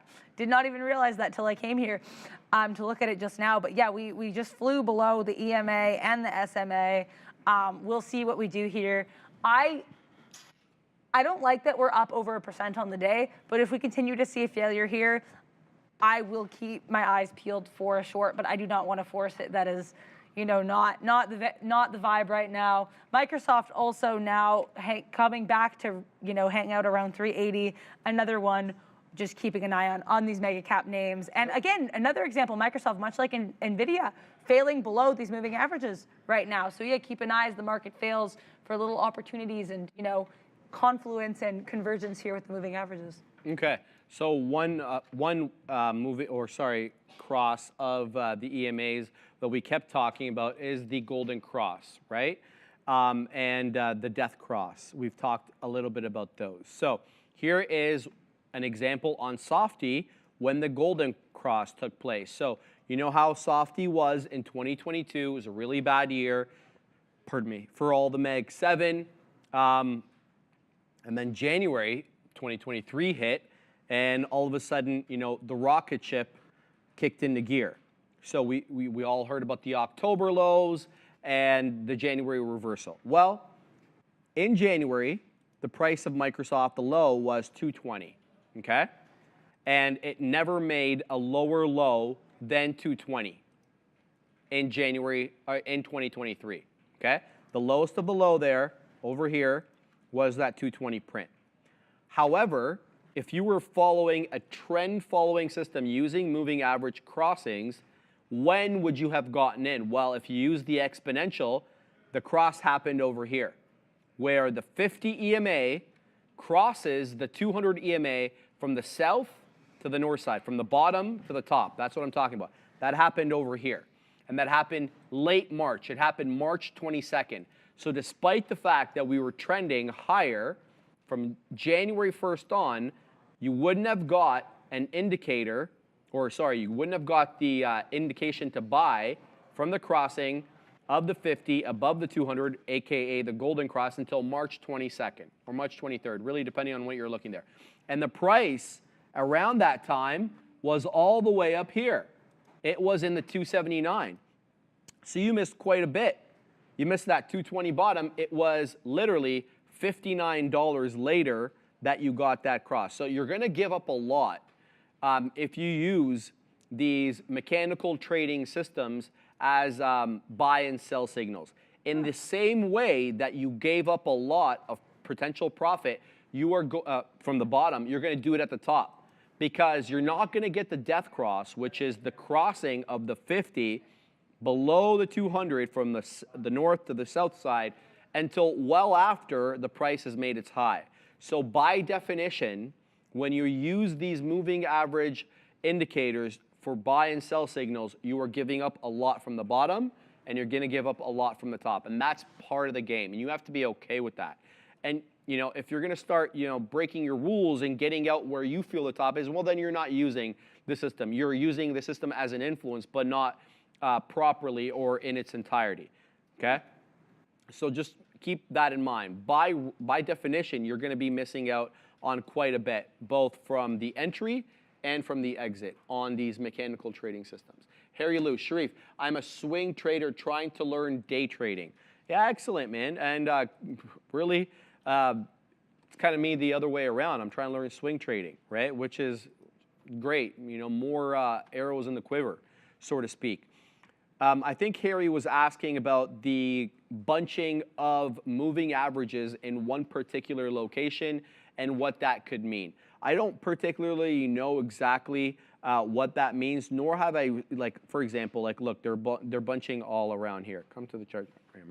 They're bunching in and around this area. But what I said earlier was, during areas of consolidation, what I really try to stay away from are any indicators or any buy and sell signals from these moving averages during consolidative markets, because what they end up doing is prompting false buy and sell signals, okay?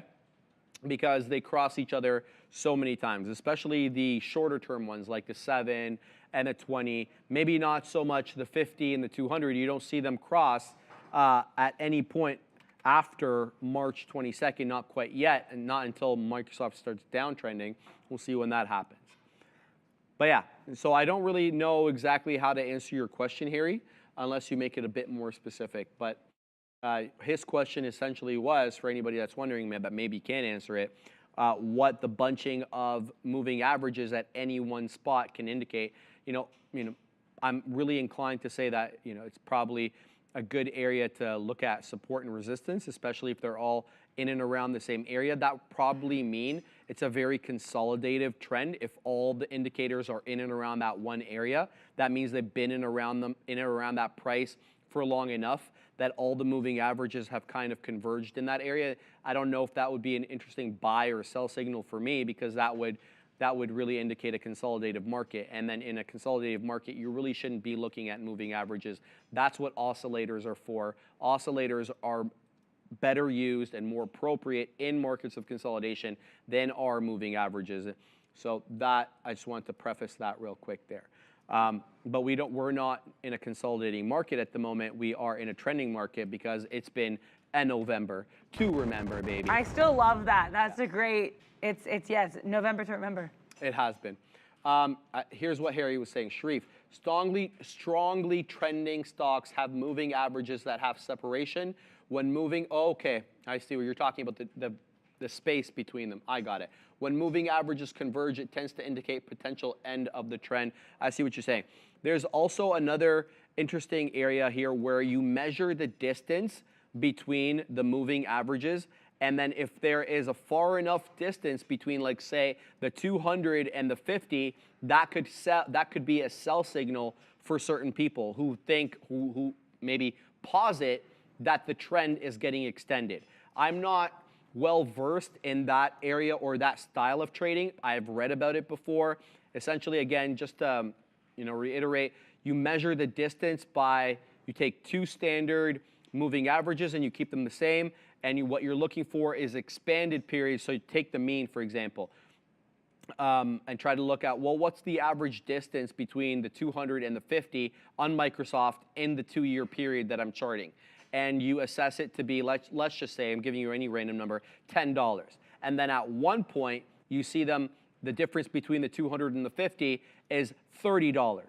You could, based on this trading method or trading strategy, you could theorize, you could posit that the trend is extended and therefore you should be trimming off some profits, if not selling entirely. There's a body of trading that, or a trading style, I should say, that uses that idea as well. Harry's is the other one where what he was saying is when they all start converging at one area, it usually means the trend is coming to an end. I couldn't agree more. I would look at it first as possibly the trend is consolidative. I'd look on the price action to see whether the trend is moving down or it's sideways. If it's sideways, the moving average is of no use. That's how I see it there.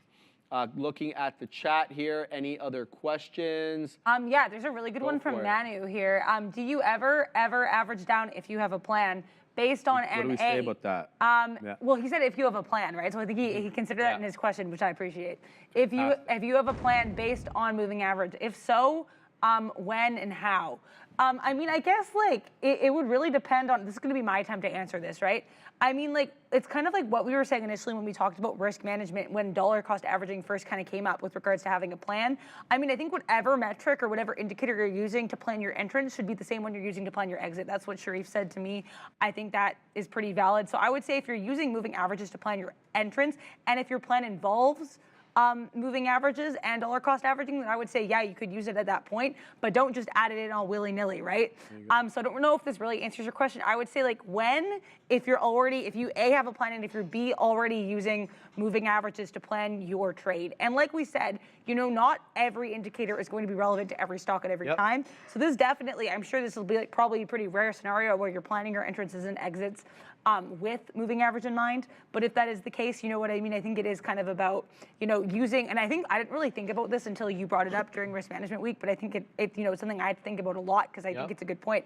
Whatever you, don't plan your entrance based on one metric and your exit based on another. To kind of have a more cohesive plan, kind of use them kind of in synchronicity, right? So use one thing to plan your entrance, one thing to plan your exit. You can't just, there's a sound on this. Yeah, you didn't know I that? just noticed that. Yeah, it's like a little whimsical sound.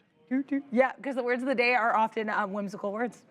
But yeah, so that's kind of my response to that. I hope that answers your question, Manu. I thought Can that I add was something to that? Yes, please do. Okay, so recall that was DCA. You said planned, so I have no criticism about that. You said it was planned. However, you have to understand with dollar cost averaging, you've got to be quick enough to be able to make a plan for all your DCAs. So say I'm instituting a 2-to-1 risk to reward ratio. I need to be able to assess whether if all my dollar cost averaging price, my resting orders were to trigger, whether or not if I get stopped out at my final stop, I am still within my risk to reward parameter. So what does that mean? So say, for example, let's talk here about Softy. Let's bring in the Softy 5-minute chart. If I was to get in, right, let's just say random level, okay, at 379.75, okay, because I like that 379 level, but I don't want to give it all the way down. And then I'm going to dollar cost average at 379.50 as well as 379. So I'm going to have 3 different entries, one at 75, one at 50, and one at the whole dollar. And I'm going to stop out. I'm just giving you any example here. Through the break of 378.5, because that happens to be VWAP, I have to calculate if all my resting orders were to trigger and then eventually get stopped out, whether that trade would still fall within my risk to reward parameters. So in order to be able to know that, I have to be able to assess how much it could potentially run up based on previous price action and resistance levels. On Microsoft, this would be an impossible trade to do because we are at all-time highs. Oh, yeah. So I have nothing. It's a blue sky setup at this point. Blue sky setups means nothing. There's nothing ahead of you, above you at the moment on the price. So there was no way that I could say, well, I'll DCA 3 times into Microsoft, but it's okay because I could potentially make a 3-to-1 on that bad. Well, how do you know? Right? You don't even have any price action north of 380.64 from which to chart, right? Let alone looking for resistance levels anywhere, right? So your dollar cost averaging, when you're doing it, it has to fit within your risk to reward parameter, and you have to make the, you have to basically look at if all your dollar cost averaging resting orders were to trigger, whether you'd still fall into your risk to reward parameter. So I just want to make that very clear. No risky, no Rari, says Chef Joe. Yeah, you're not wrong there, man. You're not wrong there at all. But yeah, the futures are looking like they're coming back down now. I have to be very alert to this futures trade because we just popped up. We had some support at that 16.060. We popped up into 16.070 and we made a lower high. And we're right back at the lower end of that range. So, you know, I'm very cognizant of this price level right now. Whether or not we break down through this 16.060, we put in a lower high, and that doesn't please me very much at the moment. Does not please me either. No. So, you know, this could be noise on the intraday chart, but you really need to be cognizant of that. So many beats. Thank you. Very nice compliment. I appreciate you. So many beats for that. Nice comment. Yeah, that's so sweet. Yeah. Glenn Smith, the sound on the word of the day is like a segue on scenes in a sitcom. Yeah, here in Hong Kong, actually. Like in the 90s sitcoms, where they're like, dude, dude. Yeah, no, it's fun. Do you ever notice that a lot of the 80s sitcoms, like their entrance music or like their I was going to say intraday. Intra-scene? Intra-scene music is like very harpy. They have Yeah. like a lot of. Well, it's like kind of notes from the synthy, heart. right? Yeah. Well, it kind of reminds me too. This is like, okay, I watched Degrassi as like a kid, like the old '80s ones too, and they had the do do do do do do. Like it's like the same kind of those really hyper specific sounds. But you're right. Yeah, I think all of those kind of those '80s sitcoms kind of had 80s, 90s had that kind of vibe. But yeah, the word of the day is kind of like it's that funky kind of. A little bit, right? A little bit, yeah. All right, Hampton's trader having difficulties getting into trades right now. Yeah. Well, you know, we're moving down a little bit right now in the market, so you can see all the Mag 7 are off their highs, are all curling down. We're coming into a very critical level right now on the future. The previous resistance level from earlier in the day, 16.050. We're gonna have to see how that does. But yeah, you're not wrong, you know, especially if you're looking long. BlackBerry, is this a head and shoulders on the NQ now? No, look, and I gotta tell you, I'm not a big fan, again, of chart patterns on the futures. I really do like key areas of resistance and support defined by price rather than trying to use charts.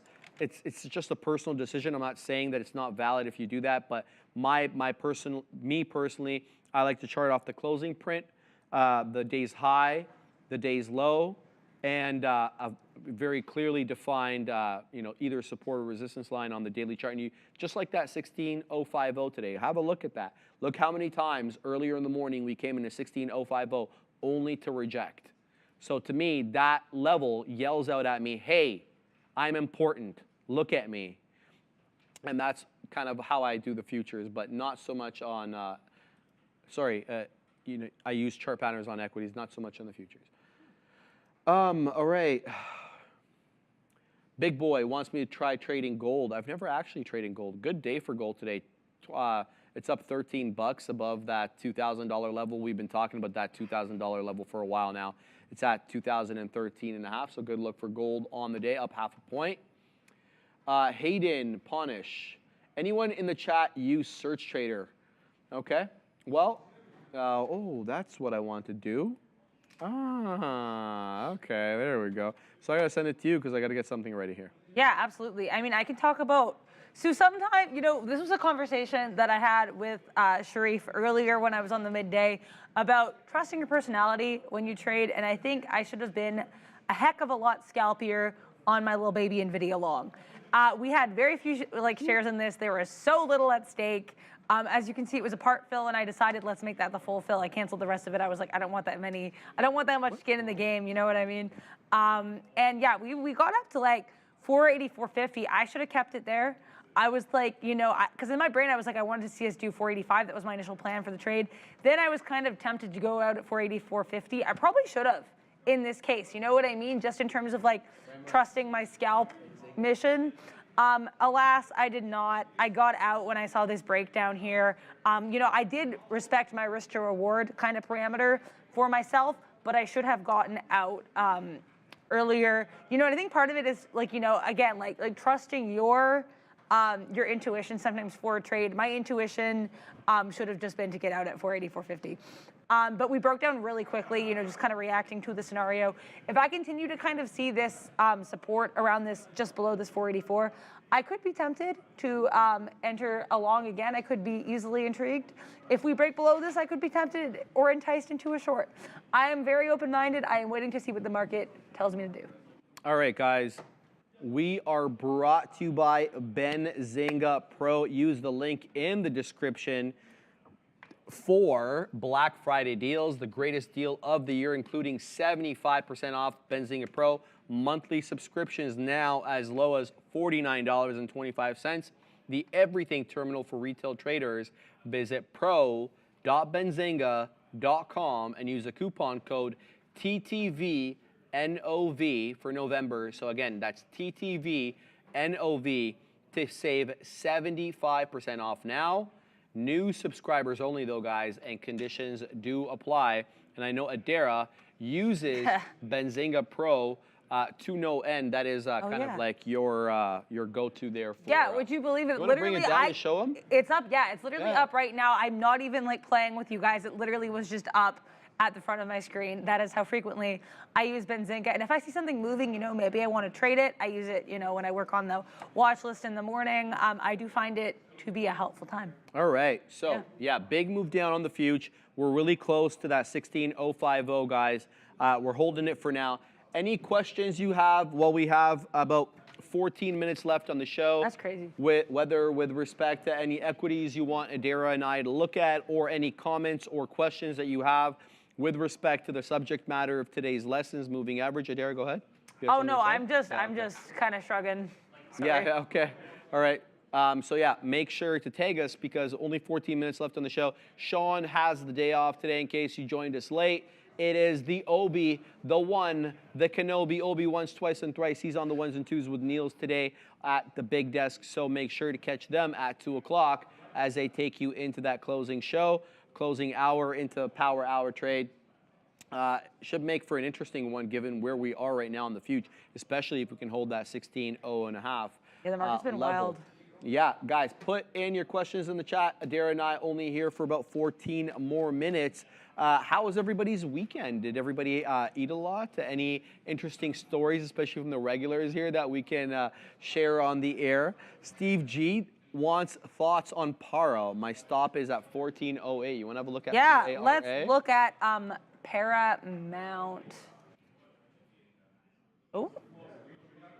Okay, this is kind of a funky one here. His stop is at 14.08. His stop is at 14.08. Okay, that's a really good stop point. You know why I like the stop point? VWAP? Because it would be it is around VWAP, but it's also a decidedly lower low.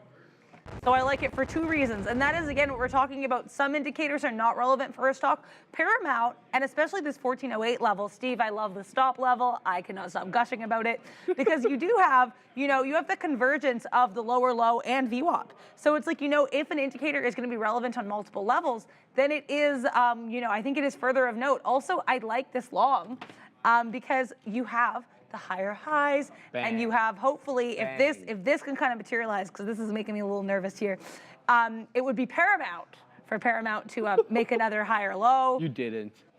We're gonna drop the cash. I wish I didn't, but I did. I know they're like dad jokes, but you know what? Why not? Why not? But yeah, so Paramount is making moves. Yeah, like definitely one to watch. So thank you, Steve, for bringing this one up. I really like this stop level on a lot of levels, and it's very clear. Like, you know, sometimes like stop levels will be brought up, and I'm kind of like, huh? Why is this stop level? But this is so clear why 1408 was chosen. Good look. And especially someone who's still learning technicals, I think it's like really cool for myself when I see stuff like this that is such a clear technical out. Mwah, chef's kiss there. I gotta address this. Bears versus Bulls, making me chuckle in the chat. He's Sharif. No joke, but I ate a dozen eggs on Thanksgiving. They were deviled. My mom loves deviled eggs, but I didn't think I could do that. Well, now you know, my friend, you can. But my question to you is, did you have all the yolks? Did you really down 12 yolks? My guy, that is a lot of cholesterol in that, but I'm sure you can handle it. Shout out to Bears versus Bulls, the world's greatest moderator. No, it's not you, Calcanis. You can take a back seat. Okay, yeah, I was gonna say it's not Calcanis. No. Why didn't they have a pod, by the way, this week? I was waiting for it because I like following, you know, I like to get my market knowledge while I do my makeup. I've said this before. And, you know, I was, they didn't have one. No, they did not. But anyway, whatever. Maybe they're too busy for us. Hamptons Trader, 200 EMA. Quick look on what, my man? We talked about what's it called? The 200 EMA a lot today. But I gotta talk about Meta, because Meta is in an absolute state of tanking right now. I don't know if a headline just came in on META. Look at this move down, blowing through the VWAP area, 338.5. It's all the way down to 336 2/3, really breaking the trend here. And I'm not seeing any kind of weakness on any names with the weakness that is coming in on META at the moment. I'm looking on my blotter. I'm not seeing I don't see anything right now. Brendo will update us if Meta actually has a new headline, but that price action speaks volumes, and I didn't mean that in a what's it called? A pun. A pun way, but look at the actually. Yeah. This meta move is big. Now it is negative, almost half a point on the day. So anybody know anything about what's going on in Meta? People saying a lawsuit possibly. Oh yeah, I think that might be part of it, but that's not like new. That was already, like, to just right? This most recent drop. A bit of a hammer candle forming right now on META, being bought up off that 336 1/4, moving back up into 337 1/4. So volatility galore right now on Meta. Be careful trading this. I don't know why we're moving, but there's probably a reason we are moving. What's up? Meta? Yeah. Bounced 336.25. Now it's at 337.25. Yeah, it collapsed. And it decided it was not going to anymore. It collapsed, yeah. So, about 9 minutes or so left on the show, guys. Yeah, put in those questions. Right now, the futures moved down a little bit off that Meta sale, but it's not really affecting it too much, as things are really not selling off in the way that Meta is. Meta's very secular at this point, so. RIP Meta, yeah. RIP Meta. You know, it's been a really good name lately on Meta, I gotta tell you the truth, but yeah, right now, hurting. Meta tanking, says Hog Rider. Yes, sir. Futures melting. Well, not really. I don't know about that, Patrick. Yeah, I was going to say, the futures are pretty chill. Aaron said the lawsuit, got that. Okay. Let's see what else. That was punny, says. I think that was the volume thing. Yeah, pretty sure. The majority of the cholesterol in eggs is not that bad. Eggs being bad for you was 8. Okay. From who's that from? Plotting Profits. I like that name, though. I gotta tell you the truth. That's sick. That's solid. That's like trading in a nutshell, right? Plotting Profits. Yes. Okay. Any final thoughts? Why don't you tell us about your long weekend a little? Okay. Yeah. I mean, my friend, my best friend lives in Parry Sound now, and she loves the Hunger Games, so she wanted to see the new Hunger Games movie, but they don't have a theater in Parry Sound. Okay. So we met up. We spent the day in Barrie. Oh. And it's kind of halfway between us. Like, actually, we got back at the same time. Our buses left at the same time. Like, it was crazy, going in opposite directions. But yeah, so we had fun. We saw the new Hunger Games movie. Very good. We went to an Eggs Benedict restaurant, and that was also very nice. Very good. That was my big long weekend. That was very nice. And then yesterday, just got some stuff done. It was a little bit more productive. So a nice balance, all in all, for a long weekend. How about you? Yeah, it was good. Yeah, we hung out a little bit with a couple of buddies. It was interesting. We watched a lot of the games yesterday. There was games all week, whether for footy or for American football. So that was fun having the boys over. It's been a minute since I had anybody over at my place because you guys will know that I just moved and things were completely chaotic. I hadn't really hung up anything. I've been, working my way into my new place, trying to get new furniture because like there were like large swaths of the apartment that were unfurnished because of all the new space. So got some stuff there. Did a little bit of shopping. Oh, Did a little nice. bit of shopping. Got myself a new winter coat, a long one. Those long parkas. I got one of those long parkas. Yeah. Pumped about that. But gonna get. I wanna add like a thing on the hood. Like Oh, it doesn't like have the- a faux fur thing on the hood. yeah, So I want to add it on to make Yeah. it look a little bit better. So I'm thinking about getting one of those like. There are ways you can add them. Yeah, I'm just gonna give it to like a lady to sew it That makes on, more right? sense. Like one of those like those stitch it places. Have you Yeah. ever, been? To Yeah, those? no, because I actually used to work for a coat store in retail, and so yeah, the fur hoods, yeah, there is. We used to have to take some of the stuff to the stitch it lady Yeah. and be like, we need you to like Well, yeah. retail this. Yeah, I can't sew. Can you sew? I can sew, specifically by hand. I'm going for faux I can't fur, really faux- machine sew. Faux fur, Obi. Stop trying to start stuff up. Yeah, that's my. I know he's starting to start stuff. He was looking for blood there. He was looking for blood. Pun intended. We love Obi. We're kidding. Yeah, also, yeah, so there's actually a comment in the chat here addressed to me. Adara versus Obi pun-off coming on a Friday. Oh. I think I'd lose. I do think I would lose because I think mine are way too on the nose. Oh. Yeah. That's funny. Also, Zion Lala, thank you very much. Zion. Thank you for all the information and knowledge both of you provide with lots of entertainment. Thanks very much for Lonely that. job makes it fun with your entire team. Thank you so much, everybody, for coming out and hopefully learning some stuff and making puns and talking stocks.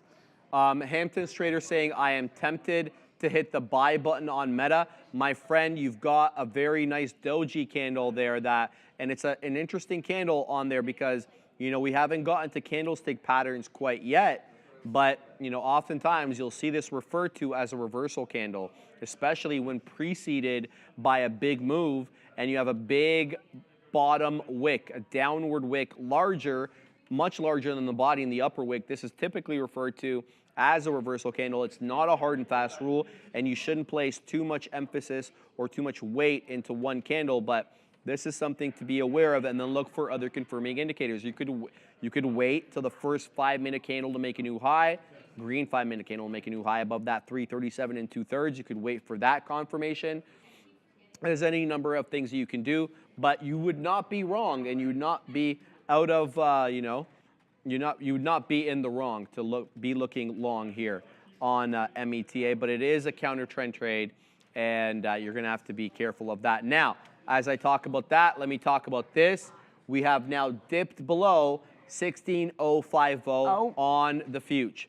So now what am I looking for? I'm looking for a bounce back up and a close above this level. If I'm not going to see that, that's going to be the end of my trade, and we're going to give up about 10 or 15 points on the remaining portion of this. We already only have one more out anyway, so it's okay to give back a little bit of profit. But what I'm waiting for here is to see if it's just going to be a quick wick below 16,050 and present itself as an obvious level of support in the same way that it presented itself earlier as an obvious level of resistance, or are we going to give up the ghost right now at this level? Because right now, all I see is lower highs and lower lows since making that 16,089 a quarter pop on the future. So right now we're back above 50, so I'm looking for this level to present itself as an obvious support level, but whether or not it does, we're going to have to wait and see whether that manifests or not. Jay Lee, Sharif Federa, thoughts on shorting coin? It's still near $120 despite Bitcoin dropping $500. Looks there. Yeah, I mean, I think I'm looking Lower at this. highs. We're seeing, I was going to say lower high, bit of a flat bottom. And look at the previous area. So that support area that you got there at 119.5. Look at the previous area. Was that resistance? It was. Yeah. Okay, so that's of note. That's interesting. Yeah, I would say keep an eye out for 119. And the thing is, too, if this is kind of your area of shorting, you do have kind of a built-in area, too, for your stop, which would be that 125, 120.5, 121 area, right? So I think that's definitely of note. Like if you see a higher high, run for the hills. But no, this decided stop of 119, or when I say stop, I mean like flat bottom area, is, I would say, very interesting. And we are below. We just crossed below the EMA and the SMA. That is it's not a bad look at all, Jay. No, I I gotta think tell you. I would say kind of wait and feel it out a little bit, but I would say the early look is promising. Yeah, and that flat bottom descending wedge through that level. Go back to her chart, Ram. There we go. Look at that descending wedge off highs, 121.5 high, incrementally lower high, and the flat bottom. And that flat bottom coincides with the crest that we made earlier on. So an obvious area of resistance has now become support.